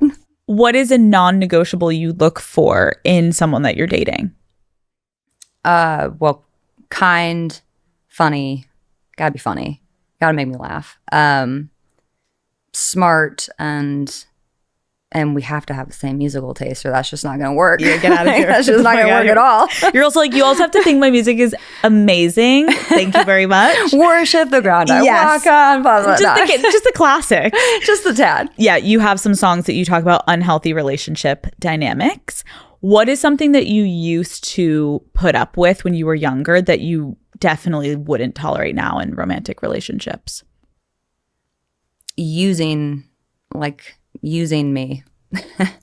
I think I definitely went through a phase of dating guys that weren't interested in me for me. They were interested in what I had to give them and what I had to offer them, especially around the show. Like, well, if I date her, I can go to this party and meet so-and-so and blah, blah, blah. And I'm talking about people that were in the industry at the time and stuff, but weren't necessarily as successful and using me for something other than myself.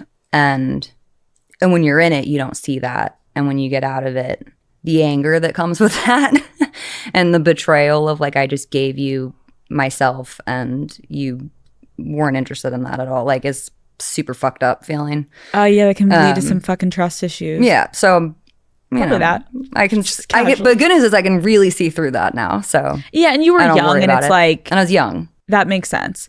Have you ever been cheated on? Yes. How did you find out?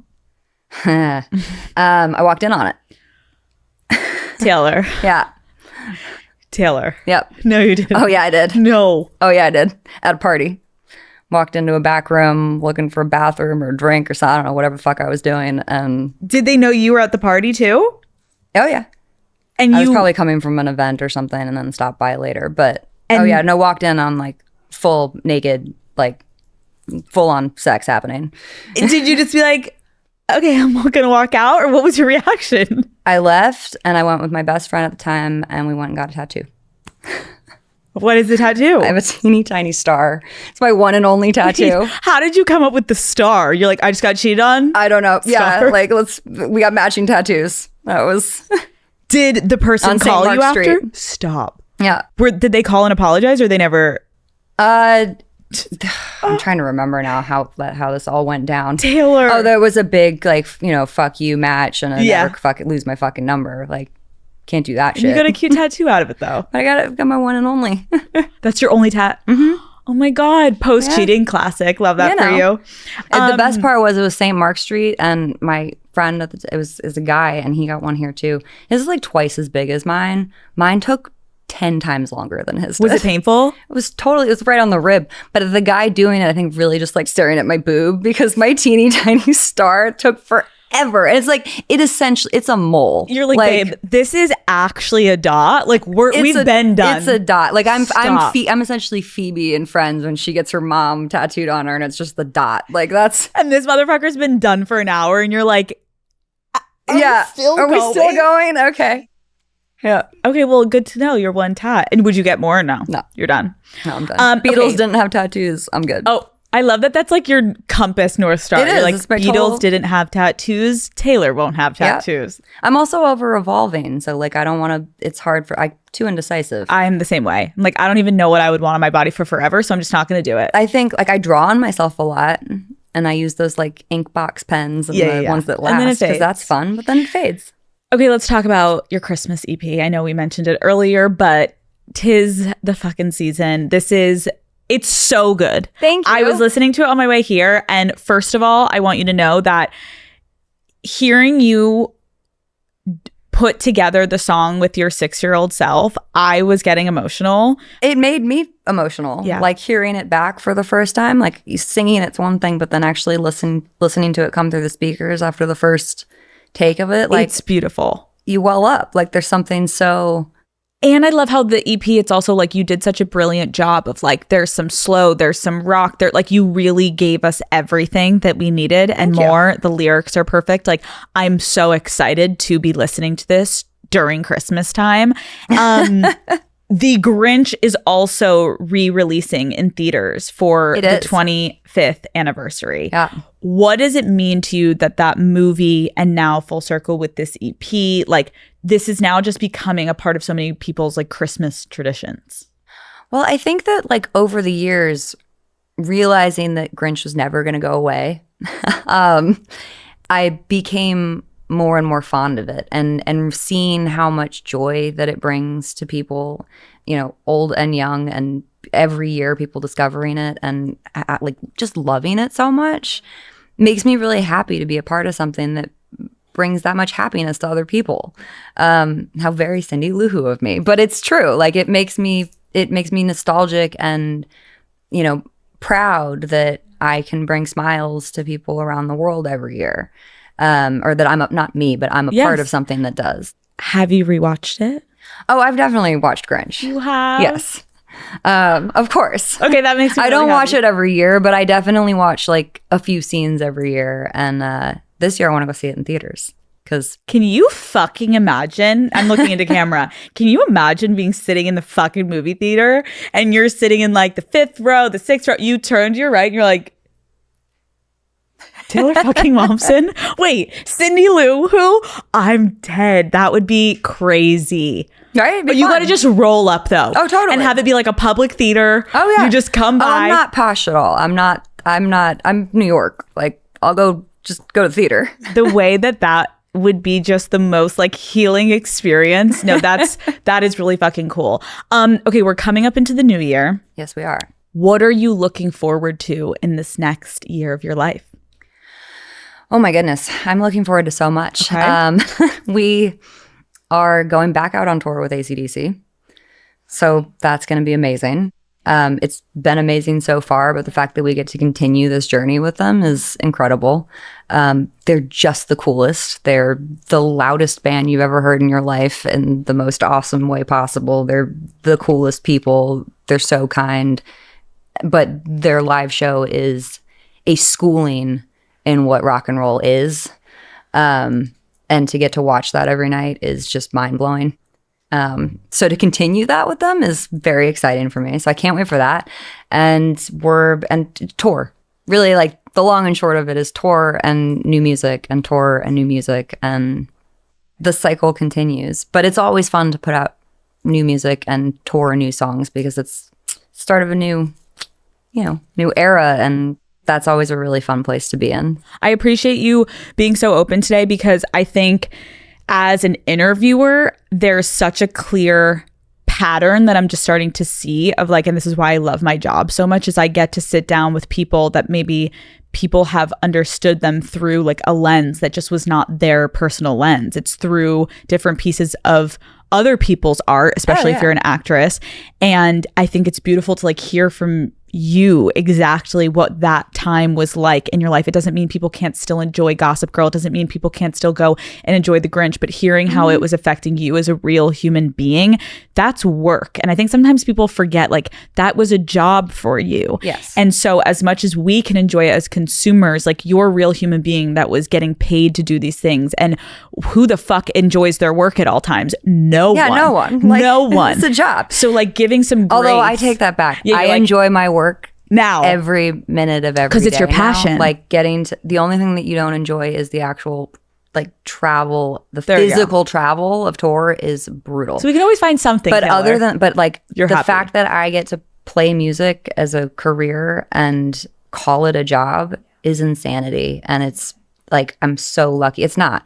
Playing's a pleasure. Playing is, it's just fun. Yeah. And it's what it should be. And No, I think I feel so fortunate. But you're also just the exact example, and I've always said this, and I know it is a privilege, but it's like if you are able to turn your purpose and your passion like into your job or your career, it is such a privilege and it's so incredible to experience it. But the way that you talk about acting versus being a musician, it's like there is no comparison. No. You light up. This is who you are. This is what you are. And so yes, you were known as something, but I think it's beautiful to now let the world fully lean in and get to know you as this version of yourself, because this is your true self. And that's what we want to celebrate. It's like, let people be who the fuck they are.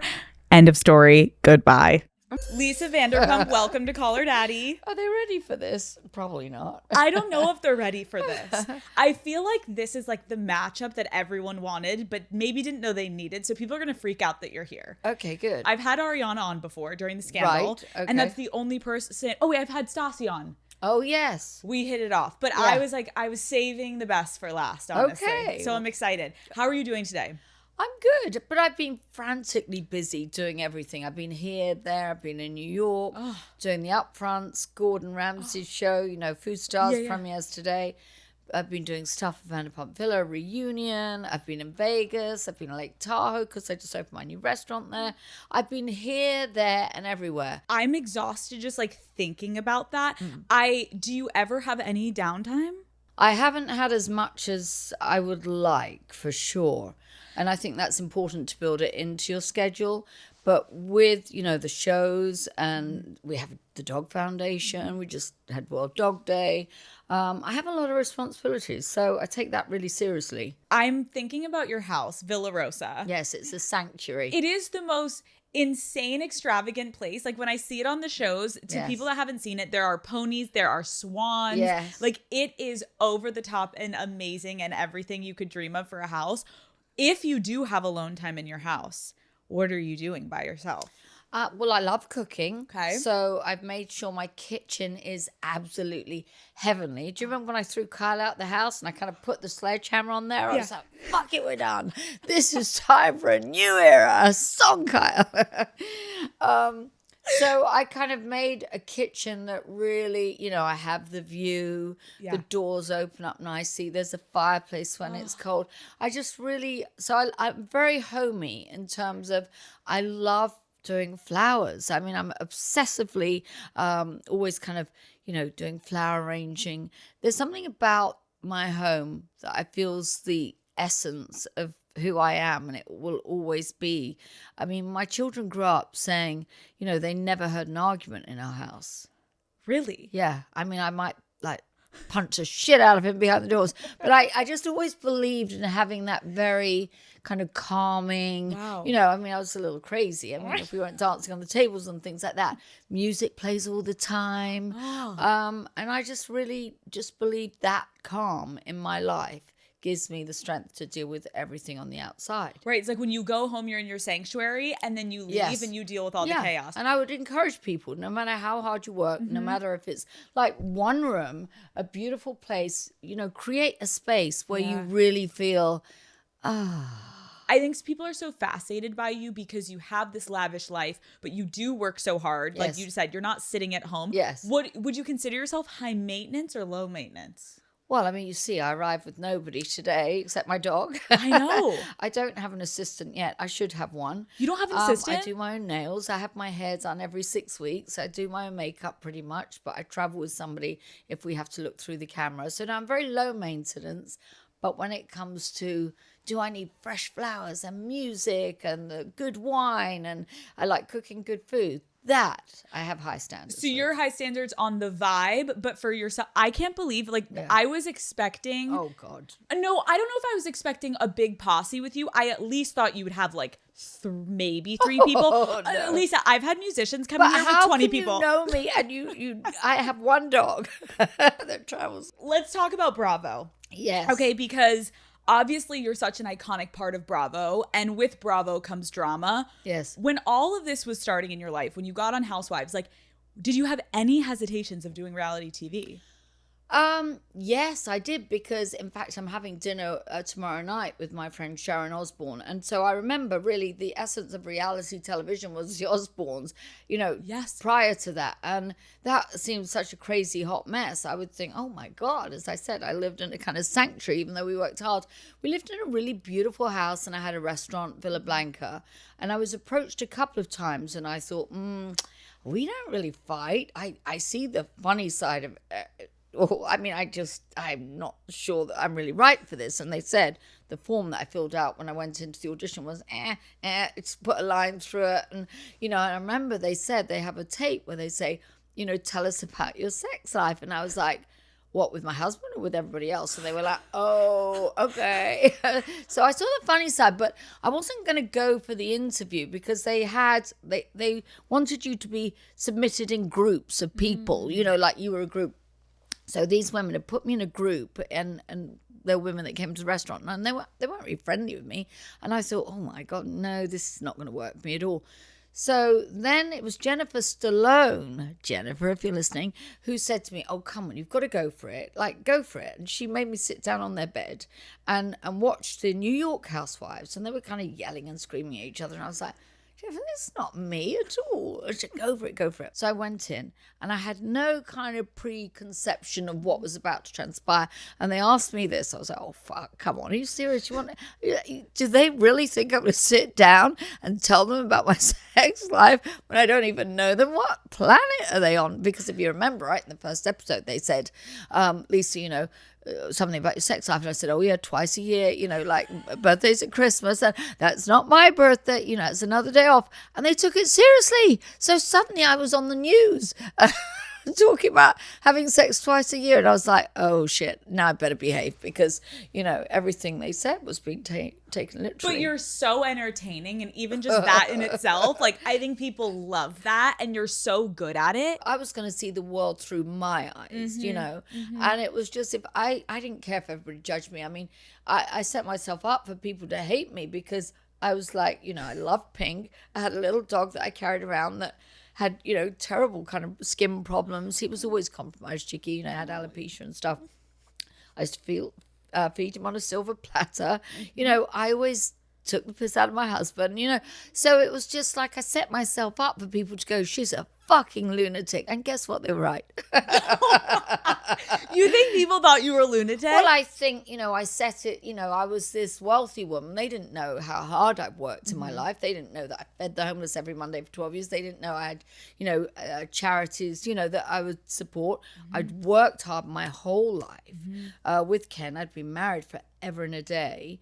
And, I was living in this big house. I loved pink. I had a little dog. I drove around a fuck off car. You know what I mean? So, yes, I mean, it was easy to be obnoxious. I think there's something about also television that, like, whether it's real or not, like, you being yourself or playing it up for the camera, like, it's great TV. That's what I want to see. Authenticity. Right? When I see Paris Hilton and everything she has going on, I'm like, I'm entertained. Yeah. I'm entertained. Yeah. And yeah. so, like, I don't think anyone can look at that and hate it. Like, maybe their jaws are dropping when they see you feeding your dog on a silver platter, and they're like, I can't even afford kibble for my freaking dog. Yeah. But it's like, it's aspirational and it's funny. Wait, do you actually only have sex 2 times a year? No, not anymore. I mean, I used to have sex at least twice a year. No, it was a joke. It was a joke. I was like, yeah, he has to beg, put his knee pads on and crawl to me and beg. I remember there was a quote from you, and you were like, I had a very strong physical connection with my husband. I met him. I was married within 3 months. That's not somebody that has sex twice a year. Trust me. That sealed the deal. You have such iconic lines. I remember one of your lines was like, my husband calls me the sex object. Like, he asks for sex and I object. And it's like, yeah, that's right. I know. But, people, I thought, if they're going to take it seriously, then they don't understand me. Totally. You know? Is it true? I remember reading No, somewhere. probably not. No, Let's start with that. absolutely not. Oh, by the way, I also don't have a publicist. Just Okay, in case, amazing. because I don't give a shit. What people talk about me is none of my business. I So love I don't you. have a publicist. I mean, I have a lot of publicity because especially with 3 shows on the air. Right. You know, I've done, oh my God, I don't know what I've done press-wise, but I don't try to control it. It is what it is. It you is. know? And also, like, I feel like you're seasoned enough where, like, you're not going to say something Yes. that's going to get you canceled. And, like, also, you can't really get canceled. Like, No. unless you do something so awful that you go to jail, I guess that's considered canceled. Yes, I guess, which isn't, no. Right. You're not going to yeah, jail. Okay. I'm curious. This was the rumor, was like, Andy Cohen was like not completely sold with Bravo that they were going to do Beverly Hills. Oh, the housewives love it when you say this. Go ahead, Okay. say it, say it. Oh, they're But all then gonna he come- saw my tape.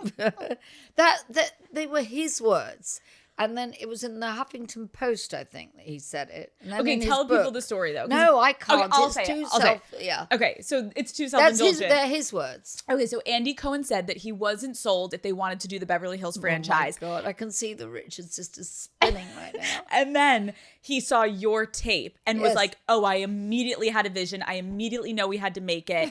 And it's like, I could see that happening, but I'm assuming that pisses the other women off. Oh, I think, yeah. And then I got Vanderpump Rules the 2nd season. But that was, that wasn't so much about... Someone's my calling stupid you. phone. Should It's we that- answer? Yes, but... Oh, it's Kyle saying, I just heard that. Oh my God, it's literally, oh my God. Oh, I can't. find- Imagine oh, it's here it Kyle is. Richards. Oh, yeah. No, it's my daughter, but don't worry. Don't Oh, worry. no, yeah. Hi, Oh, sweet. that's my grandson. Oh, so sweet. Oh, I try Say to hi, spend sweetie. every minute of Hi, the sweetie. day. I'm in the middle of an interview. Yeah, she is. Be back soon. So you don't know if it's true. Those are Andy's words, but I you do think? know. No, he has said it. It is true. But and I understand maybe I was a slightly different flavor, also being English and being like having a ridiculous sense of humor. And even now, I mean, I did his Watch What Happens Live the other night, and he was like, "Oh my God!" I was like, "Oh, you fucking love it, Andy. Stop it." Do you think did you're it his favorite recording. housewife? Well, I mean, I think there's a few people that aren't his favorite housewives now after what he's been through, and I really vociferously defended him because all those allegations were absolute bullshit. They did a big investigation. No, I think he's got a love for, there's a few of us, but I think he definitely has connected with me on many levels and socialized with me. That's why he's like, if anybody knew what I was up to, Lisa Vanderpump was, I was like, oh my God, don't take me down that road. But it's true. But it's true. I Right. knew that he was innocent of all this bullshit. Yeah. And also there's something very reassuring for women about a gold star gay, a man that is not attracted to women that you can play with. You know, you can really, I play with Andy. I'd say very, very, like kind of strong sexual innuendos, but it's not going anywhere. Oh, right. It's a joke. Whereas It's a if joke. it was a straight man, you'd have to be careful, Very careful. But Andy Cohen as a straight man is never going to happen. No, it's definitely not going to happen. Peloton is shaping the future of fitness with the brand new Peloton Cross Training Tread Plus, powered by Peloton IQ. It's essentially cross training reimagined with features designed to make your workout more personal. This isn't just equipment, it's a tool that helps you push past excuses and take charge of your health. I am someone who has a very, very, very hard time getting myself off that couch. So having a fitness tool that actually motivates me, it's an absolute game changer. Peloton IQ tracks your progress and suggests weights that challenge you so you can just keep getting stronger. Plus, the new movement tracking camera allows Peloton IQ to count your reps and keep your form on point in real time. Maybe you like to switch it up. You can go from running on the Tread Plus to strength training or to Pilates with one smooth spin of the swivel screen. Yes, I know. It's incredible. There's nothing worse than getting myself out of my sweats into my workout set and then walking into the gym and realizing I literally have no idea what to do, right? So with personalized plans, Peloton IQ makes sure I never have that problem. It creates a personal workout roadmap with weekly recommended classes led by instructors who match my personality. Stop second guessing yourself and start training safer, lifting smarter, and making every rep count. Let yourself run, lift, sculpt, push, and go. Explore the new Peloton Cross Training Tread Plus at onepeloton.com. when you're at the center of drama, because that is what comes Yes. with being on these shows, how does it impact you? Well, I think when people was like, "Oh, you didn't turn up for the reunion when you left," and I was like, "No, I drew a line in the sand, thought that's it. I am not going, and I'm not gonna finish this show." I said at the beginning of the season, I've been very honest about this. I was very involved with the Trevor Project and done PSAs for them. My only sibling committed suicide. I was really not in good shape. I mean, I've talked about this. If I opened the fridge, and there wasn't milk in there, I'd start to cry. It was like on that edge all the time. And for the first time in my life, I took some medication, some antidepressants, just to try and get over that. And I was really, I was not in good shape. And I said, okay, I'll do Vanderpump Rules, which I started filming just, I think, 3 or 4 days after my brother's funeral. So I started that, and I thought, let's just not talk about it, But I also don't really have that personal connection on Vanderpump Rules as far as my personal life. We've always seen me mentoring them and supporting them. Yeah.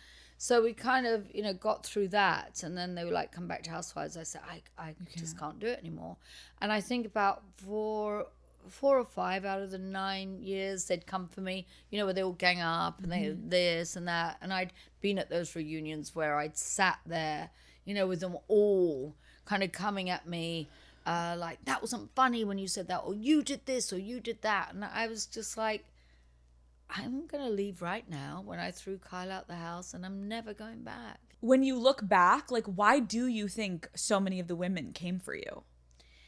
I don't know. I suppose they might have thought I was favored in some way.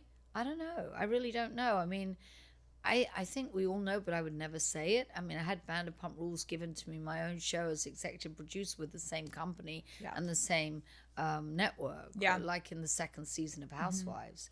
So that was a huge privilege, and then that's gone on for 12 years. So maybe suddenly I was sitting on the other side as executive producer with maybe that, stimulated certain feelings. I don't know, but they certainly didn't make my life easy on that show. I was gonna say, I think naturally anyone that's a bystander and is unbiased can just be like, oh, there's a lot of jealousy. The fact that you were able to make something so much bigger out of what you were doing, it's amazing.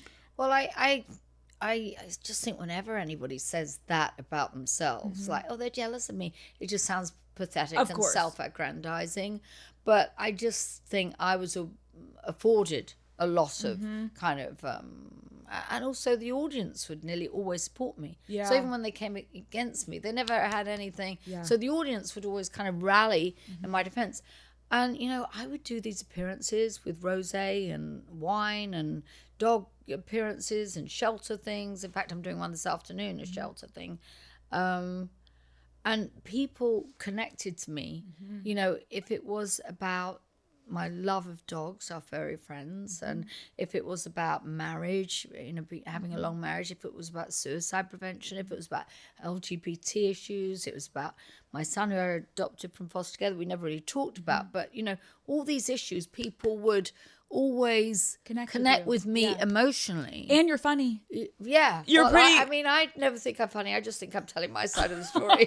You're just talking and then it goes. I'm just talking. I have a narrative that runs through my head all time. Sometimes I actually think, oh, I better not say that. But very rarely. Normally I just say it. Lisa, when do you decide, when it's time to confront someone for drama versus when you're just like, it's not worth my time, I'm not going to address it? Well, if they're just being ridiculous, maybe let them have their moment, let everybody else tell them. But if I feel somebody's lying to me, that's it. If I feel that, then I'm going to call them out. That's my Achilles heel. Can you give any of the girls listening advice? When someone just doesn't like you and has it out for you, give us advice. How do we handle that? I think you should look at statistics in the world. As a woman that's grown up, amongst many, many people. I've not been sitting in an office every day. I've been around the restaurant business.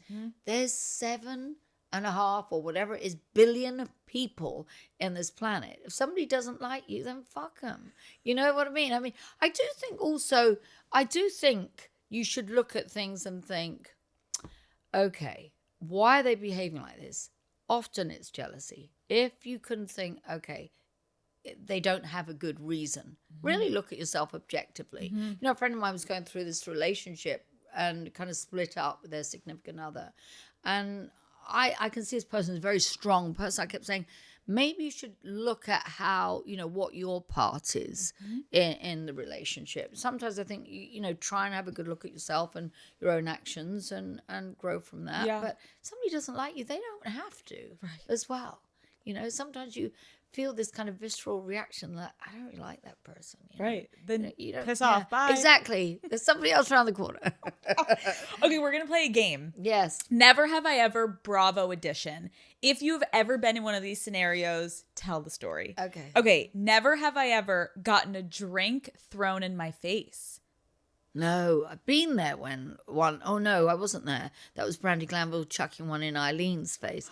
No, I haven't had a drink thrown in my face. That's amazing. Which, owning a bar, that's pretty cool. Have you had one? Have you had one thrown in your face? I have never had one thrown in my face. Have Is you it ever that thrown common? one?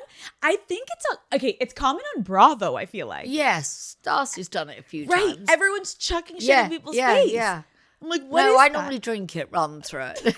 If someone's coming for me, I think, oh, I need to drink this. I'll swallow it whole.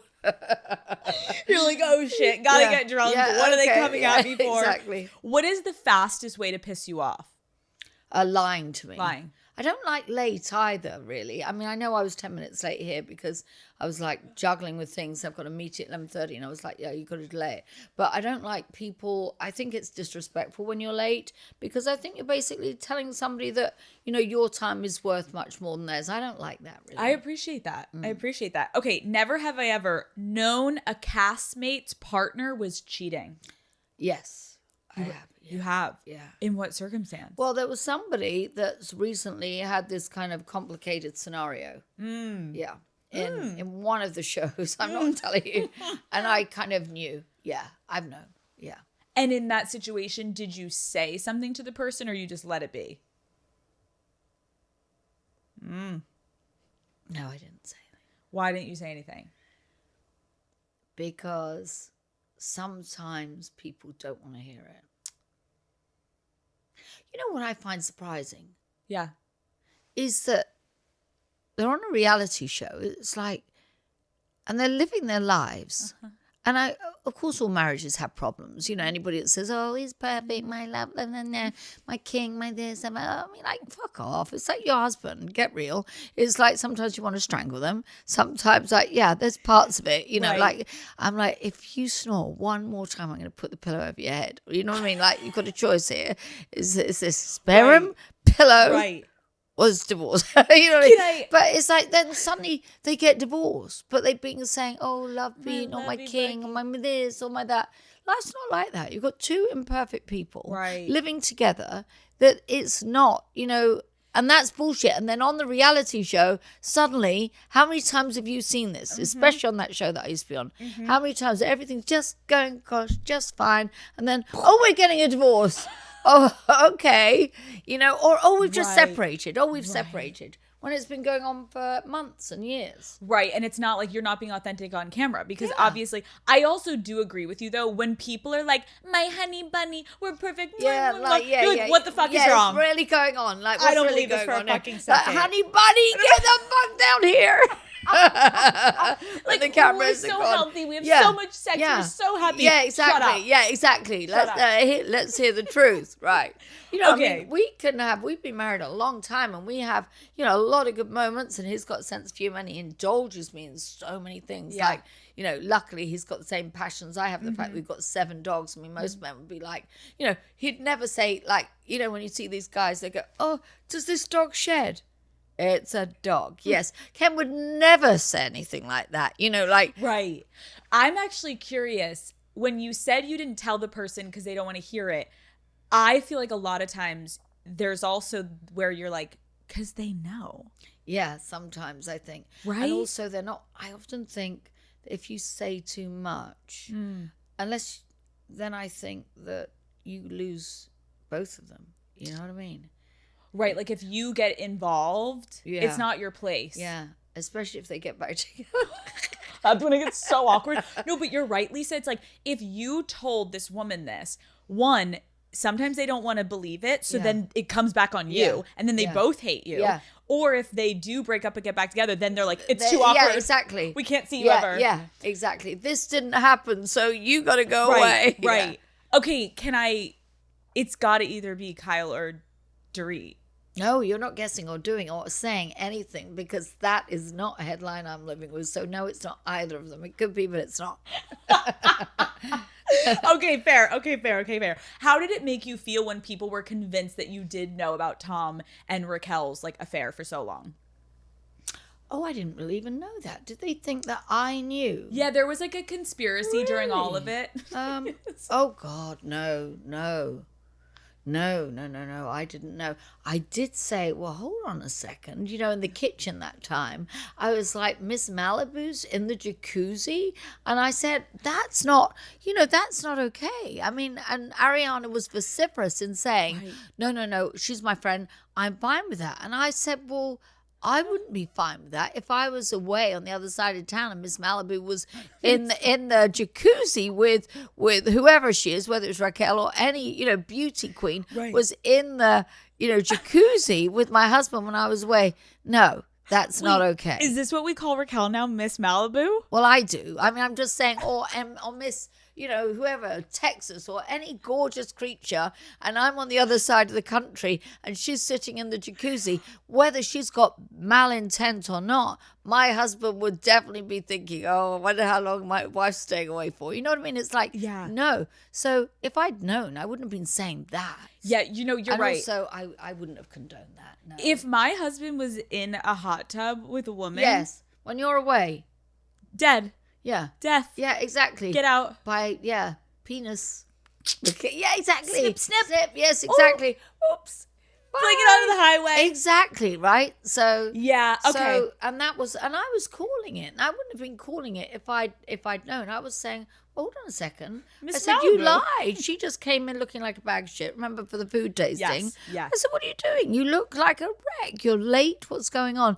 And they were like, oh no, we're good friends. And Ariana was saying, oh, we're good friends, should never do that. Well, did you know. Yeah. So, but no, that's I also didn't when know. you feel a gut feeling. Yeah. It's usually right. Yeah. It's usually right. My job on that show is to sort this hot mess out. So that is something, if I had known, I would have said, hey guys, let's get it together. Yeah, but she was so vocal about defending Raquel that I think that's what took it to a whole different level. And then Raquel asking her about her sex life while she was banging her husband or boyfriend. That was one of the weirdest. That felt sociopathic to me. That felt like I don't give a fuck about anybody's thoughts or feelings. It doesn't permeate, Right. If anything, I'm like interested to know what your experience is because I'm having it at the same time. And little do you know. How often does he? Yeah. Like, can you imagine if a woman came up to you and asked you that question? I would immediately be like, what is wrong with you? Yeah. Like what's yours? That was sadistic. Yeah, that's it. Yeah. Call Her Daddy is brought to you by Depop. You guys, we all have those items in our closet where we can't even remember the last time we wore them. Maybe it's the dress that you splurged on, but you have nowhere to wear it. Or maybe it's your favorite going out top from years ago, but now you are obviously in your grandma era and you have no use for it. These pieces may not be in your current fashion rotation, but they could be the fit for someone else. And that is obviously where Depop comes into play. Depop is the marketplace where every kind of style has a place, from bold to minimal and everything in between. And Depop is for everyone: parents selling kids wear, streetwear fanatics, and those in search of a one-of-a-kind item. Another thing I love about Depop is there are absolutely no seller fees, which means more money stays in your pocket. And with AI listings boosting and a built-in audience, selling on Depop is easier and faster than most people expect. Download the Depop app now to discover more. Never have I ever brought the receipts to prove a point in an argument, like showed the text message, showed the emails. Oh, I think I've done that, but I don't know, probably on Housewives or yeah. Like, I don't really have a paper trail. It kind of like things go by. I remember, was it somebody like Lisa Rinna? I said, oh God, I hardly ever speak to you on the phone. She said, I've got the receipts, 10 phone calls. And I'm like, well, that's hardly ever. You're like, 10 phone calls this year is nothing. If I liked you, I'd have called you 10 times this morning. Yeah, exactly. So I don't know. It's such nonsense. Are you good at keeping secrets for people? Very good. Yeah, very good. You're like a vault. Yeah. I love that. Yeah. That's good. But it's not because I'm loyal, it's because I forget.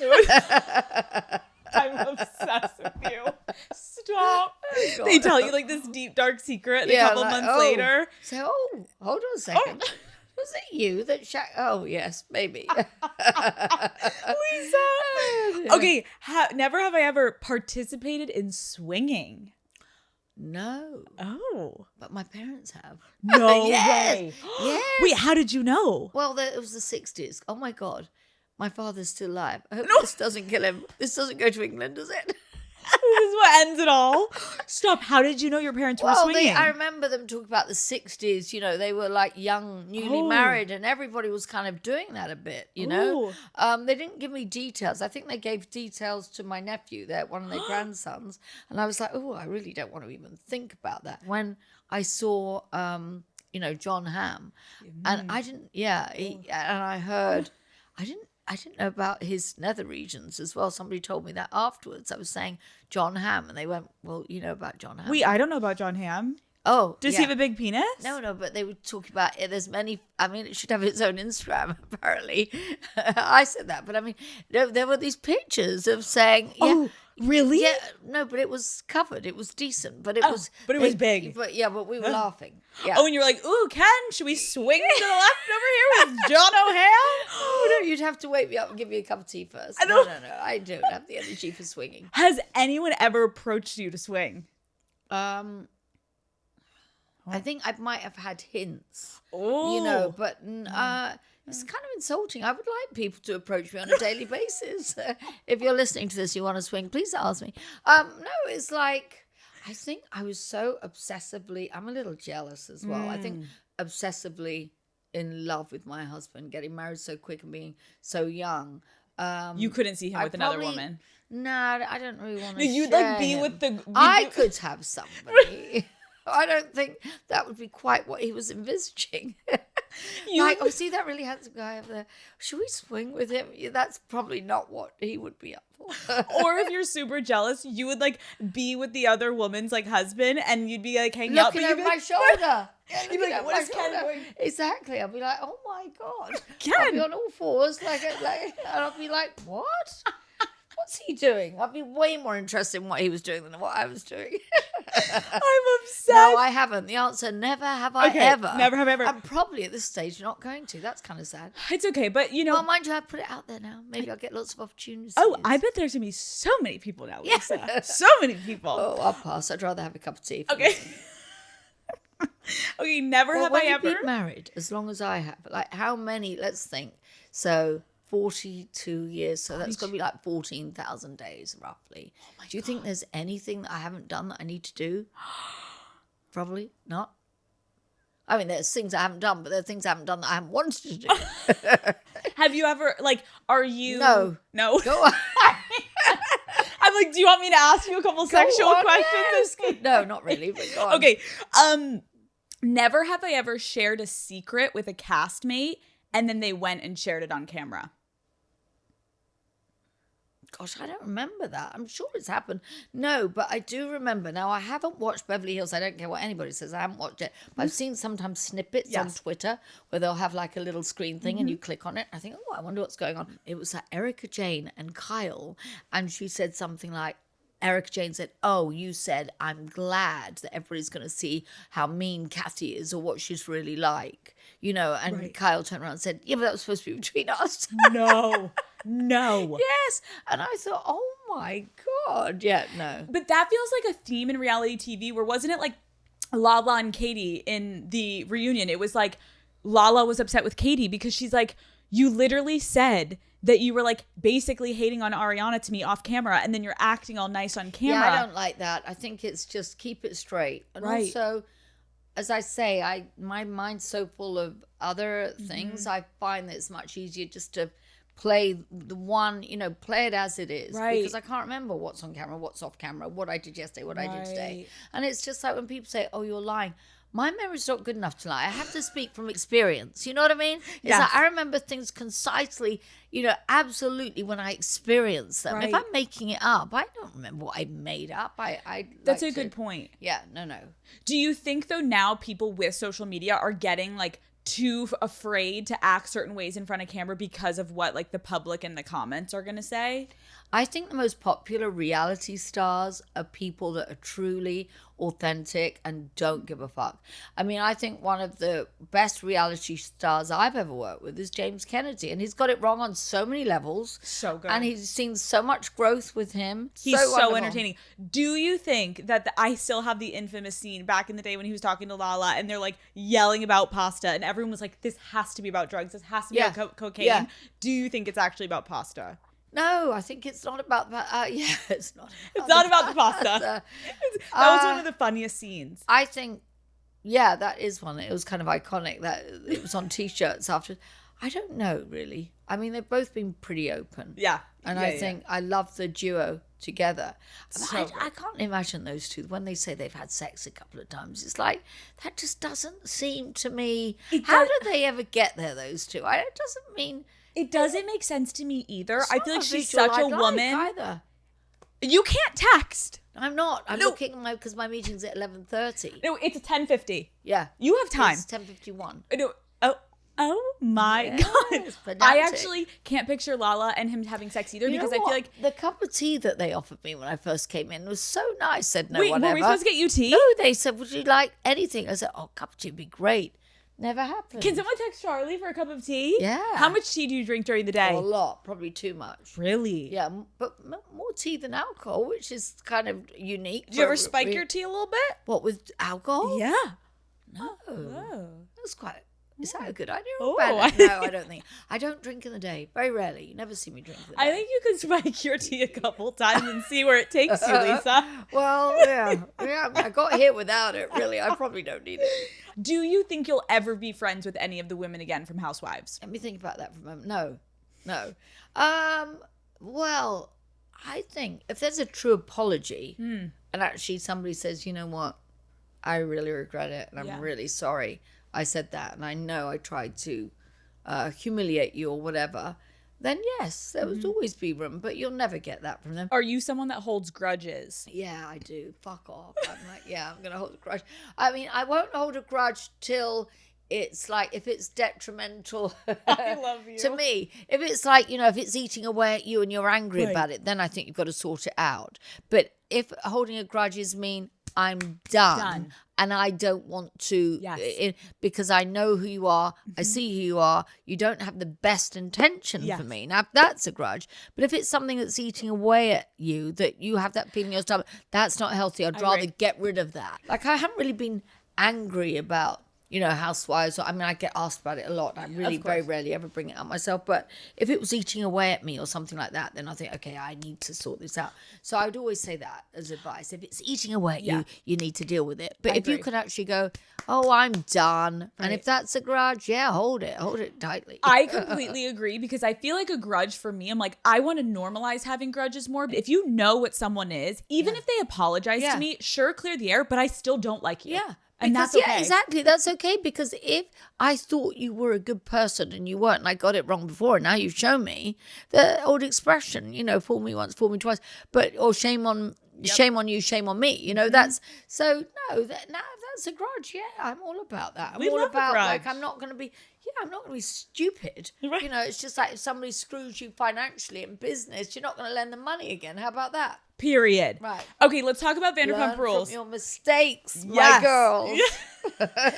Okay, the original cast were employed at your restaurant. Yes. And you were their boss. Yes. What is the most insane thing you've had to fire someone for? Oh, all kinds of things over the years. Running restaurants. I mean, of course, the shagging in the back and everything. I mean, God, that's stealing and stealing? Of course, not on Vanderpump Rules. Okay. I mean, in the restaurant business, I've seen so many things. Oh my Like, God. just even with people coming in. I mean, imagine you have your house open and you have maybe 1,000 people come through that door every night. At some point, you're going to go, what the fuck? How often are they where's having my- sex? Yeah, or not just that, but where's the big mirror in my bathroom. How did they get it out there during lunch? Stupid shit. Like you think, oh my God.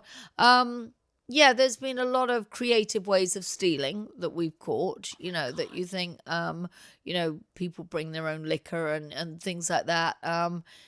Yeah, I mean, stealing a mirror and walking many That's things. Insane. Yeah, many different things. Okay, I didn't realize that SUR stands for Sexy Unique Restaurant. It doesn't start.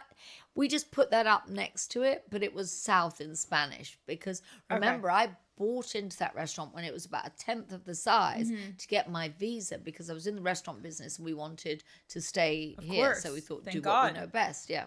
Okay, what is your most sexy and unique quality, Lisa? I'm very tactile.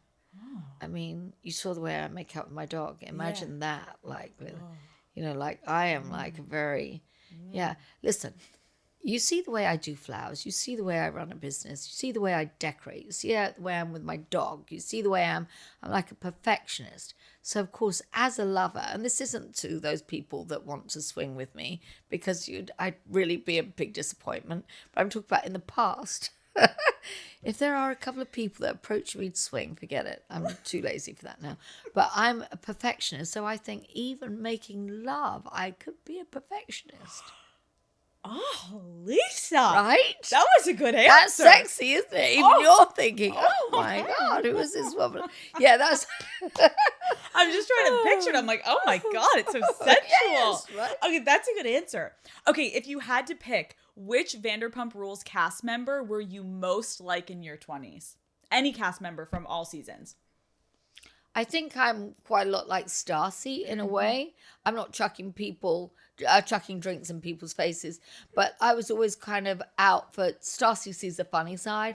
Stacy, it was just such a disappointment to me when she was let go, but it was a sign of the times. Everybody was, reacting to what was going on in the world. And I agree. I understood that, but I think that if we all look back on what we did when we were younger, like everybody makes so many mistakes. Yeah. And I think that's the whole point of growth, And as I say in this new show, Gordon Ramsay's show, seeing people, how they developed. Oh my God, how I saw the growth in the show of people like they came in like this and they left like this. Right. So that's to me one of the most exciting things. And I think Stacy's taken it and run with it, which I think is great. I agree. I think she had like one of the most iconic character arcs in that show of just like how she started with Jack's I don't give a fuck and I'm going to say exactly what I want to say. That makes for the best TV, like you said, James Kennedy. Yeah, no Stassi. apologies, yeah. That group over the years has been like kind of like a little incestuous. Like everyone's kind of getting with a little.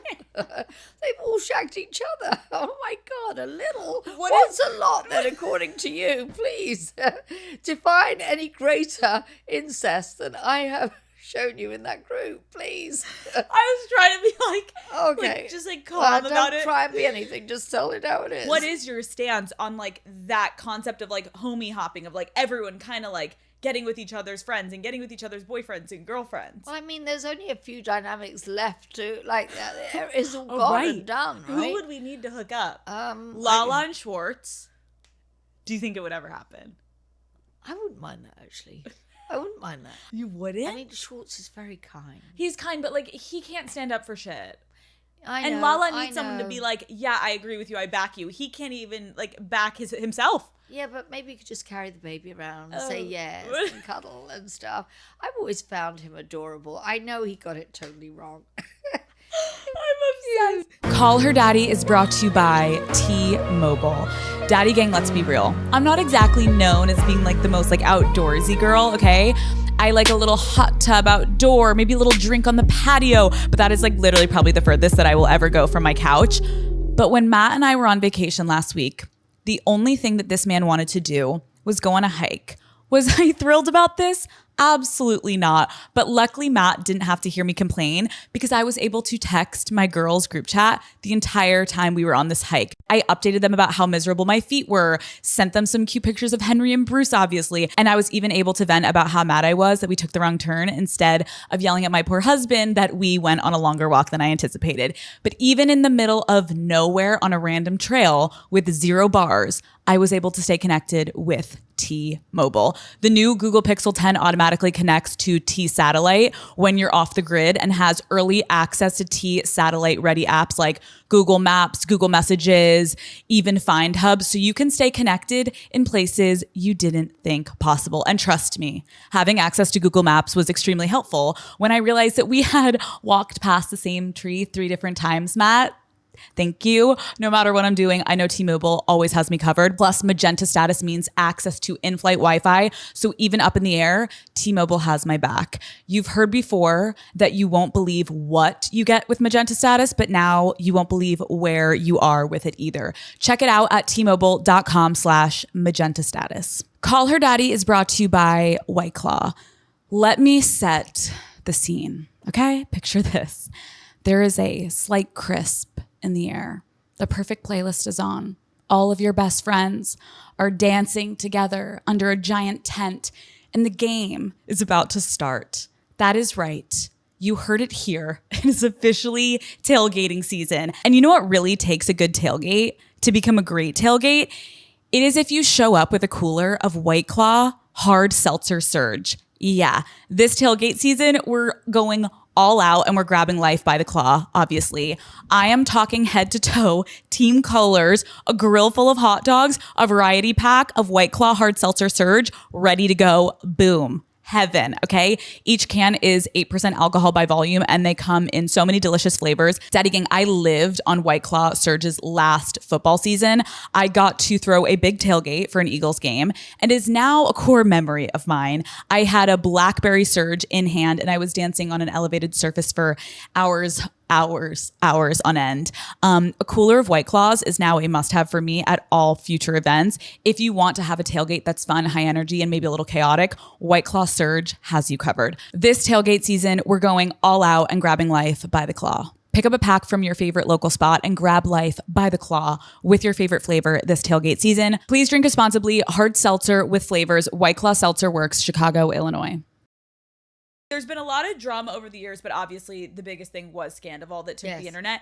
Ariana got a lot of heat this season because she didn't want to film with Tom in specific moments. Like, what is your take on that whole thing? Well, I think it was just because the juxtaposition of her living with him and then saying, no, I won't have that conversation with him. That was what was frustrating. I think maybe if she'd drawn a line in the sand and said, that's it, I don't want to see him ever again, hope he falls off the side of a cliff. Yep. But, you know, it was all very, you know, I wasn't on Tom's side at all, but I was on the side of empathy. And when the whole world was against him, I've talked about this many times, sitting at the White House Correspondents' Dinner and they bring it up, sitting in Adele's concert, they bring it up, seeing it on CNN's headline, it was kind of, the punishment didn't befit the crime. And I mean, of course, I don't condone what he did in any shape or form, but I think when the whole world's against you, sometimes it's a very dangerous thing for, as I saw with my brother, and you feel there's no way out at that time, and the overreact, you know. So, and when he sat and told me, I wouldn't use all of it, but he sat and told me, and I said, as an executive producer, guys, you have to use this. You have to be honest and show him, you know, in this moment of just like the suicide ideation scared me. Now, whether some people say, you know, oh, he's acting, or oh, it's not true, it's not authentic, I don't give a shit. Yeah. I have experienced suicide firsthand with my brother, and for me, I'd rather not take that chance. Yeah. So I felt that he did so many great things as well for people over the years. I mean, you know, I was talking to Israel. Do you remember Israel, who actually now works for me? He was telling me how when he used to sleep on the floor, Sandoval used to pay his rent so he wouldn't, you know. So Sandoval has a lot of good components. He has a girlfriend now, right? Yes. Do you think he's going to cheat on her? Yes. I don't know. Maybe this is the one. No. Maybe this is the one. I don't think that Sandoval, from my knowledge, is that sexually motivated. Because I think he said that I just don't think he's that kind of guy. You know, where there's a lot of guys that Right, will like- shag anything. Right, like I don't think he's like that. But I think this girl apparently is gorgeous. Oh. No, I thought the tea was coming. Is it coming? So is Christmas. They're working on it. I think they probably didn't know, like, if they were allowed to interrupt. Because sometimes I'm like, lock the door, don't come in here. Oh, really? Oh, yeah. I'm like, get out of my Oh, studio. okay. Let's talk about you being. What kind of boss are you? I'm locking myself in this room. Okay, Don't bother okay, me. all right, Because I yeah. don't want to interrupt. That's good, What if yeah. you were saying something so brilliant and the door Probably opened? not going to happen. No. I feel like it kind of ended this season, and it was like the friend group is a disaster. We've been in that place before. But do you It's been think it's going to splendid. continue? Like, Well, I think the thing is with this show is I think that people feel very attached to it because they've grown up with it. And there's been at some point somebody will identify with one of them in the Yeah. group. And I think that it will be hard for people really to let it go. So do I think it would be back? Yes. Do I think it needs to breathe? Yes. Am I totally busy and so, opening another restaurant? Really? Yes. So I think let's just give it a minute. Let everybody live their life. I have a pitch for you. Go on then. I say no because I because think I'm so busy. But I go on. think that the next season of Vanderpump yes, should be you getting everyone in a room yes, and firing and all swinging. of Oh, them. No swinging. You're like, Lala, yeah, get yeah. over here. Katie, get over here. And you fire all of them yeah. and you push them to a different show that's more like grown up or whatever, and you bring a whole new cast in and you start fresh and everyone works at SUR and it's all young talent and these kids like have no Instagram following yet and you start fresh. Like, I would die to watch kids back in at SUR, like trying to make it in the acting or modeling agency and like get back at it. And I have many of them, but I do have 3 shows on the air. I Right know, now, I know, but right? I'm living LA, so I'm like addicted to the LA. But I know. You know what? From your mouth to God's ears, that might be a thought. Can you imagine it this season? Oh, here's your tea. What is this? Oh my God! Because we don't have any. Do you What? want black tea with milk, green tea, or herbal tea? Black tea with milk. Does And that I look- like your dungarees. I said that when I came in. I like your dungarees. dungarees? Yeah, what do you call them? Overalls? Overalls. Overalls. Overalls. No, they're dungarees. Yeah. Which thank one? you. Black tea and milk? Try Yeah. it. Try them all. I'm worried about it. I'm worried about it Because, too. you know, I never understand why people leave the tea bag in it. What do they say? Expect us to chew on it? My assistant's gonna fucking start crying. Chew on it? She's literally like, okay, let's try it. Black tea and milk. Yeah. You can just throw it on the side table. It doesn't Oh, matter. yeah. I mean, I like the color of the cup. It's pink. It's cute. Yeah, but the tea's a disaster. Awful. Oh, you wanted it black. Oh, I wanted it lighter. Like the color of the wood. It's a disaster. Pass it. It's really nice. It Oh, is- I love this tea. No, Said no one ever. no. My assistant's crying in the corner now. It's better than nothing. I loved her dungarees, I told her. I Her love her dungarees. dungarees. Say overalls with an Overalls. Overalls. Overall, I love her overalls. Oh my god. You like it? Wait, say Shall I speak with American accent all the time? wait. Yes. You like that? Say cheeseburger. cheeseburger.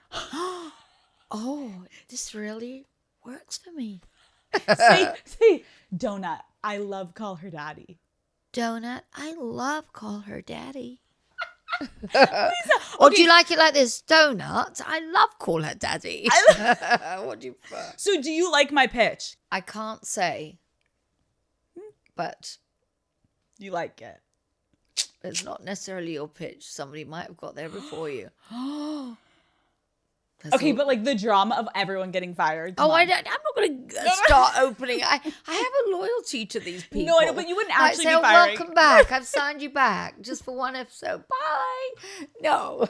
There are still stories to tell. Oh, Lisa. Yes. Okay, what projects? Obviously, this season is wrapped. So talk to me about your other projects. Gordon Ramsay, that was epic working Mm-hmm. with him for 2 months. I mean, Gordon's like a lot to handle. So I thought, okay, but we knew each other before. So I knew that it was going to be backwards and forwards, Yeah. you know. But I think for him, it was very different because normally he's the authoritarian in everything he does. Mm-hmm. And then he met me. So yeah, it's definitely a different show. Did Yeah. you put him in his place? Well, yeah, I kind of enjoyed doing that a little bit.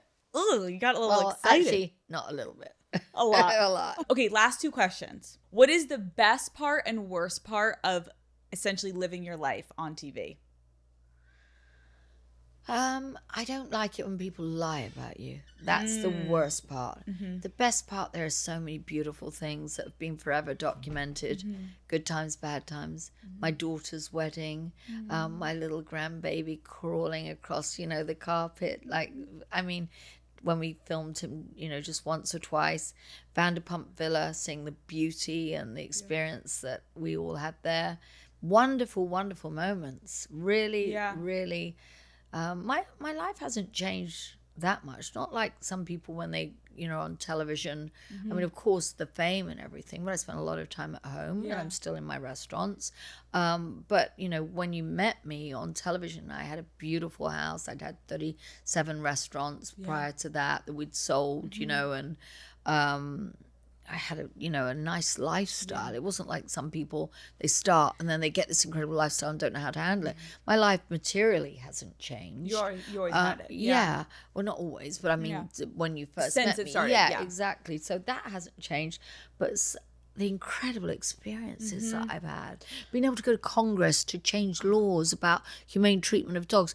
Congress watched Housewives. I mean, so having access to so many things, being voted, one of the Women of the Year by State Assembly, speaking at causes that I'm passionate about, being given so many opportunities. Can't minimize that ever. What do you think is the biggest misconception about you? That I'm a high maintenance.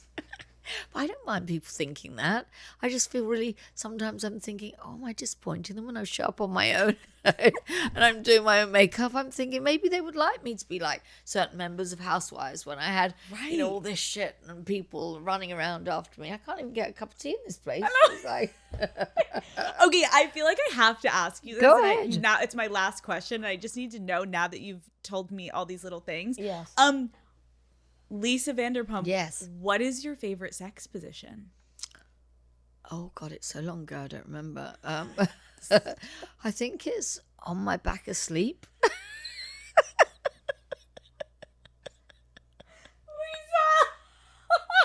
And on that note, good night. Lisa, thank you so much for coming on. This was so fun. Thank you. I thought that would have been your first question. That's what I was prepared for. I actually said to Bob, are they going to be talking about sex all the time? So it's going to be a very short interview if they do. I could ask you if you have any blowjob tips. Oh, yeah, all of them. Just all of it. Just do it, swallow it whole. Bye, darling. Love you. Oh, my God. I have to go. Je dois partir. Gotta go. Thank you. Of course, thank you. You're hilarious. No. Oh, my God. No, thank you so much. You finally got your tea? Yes, and it ain't that good.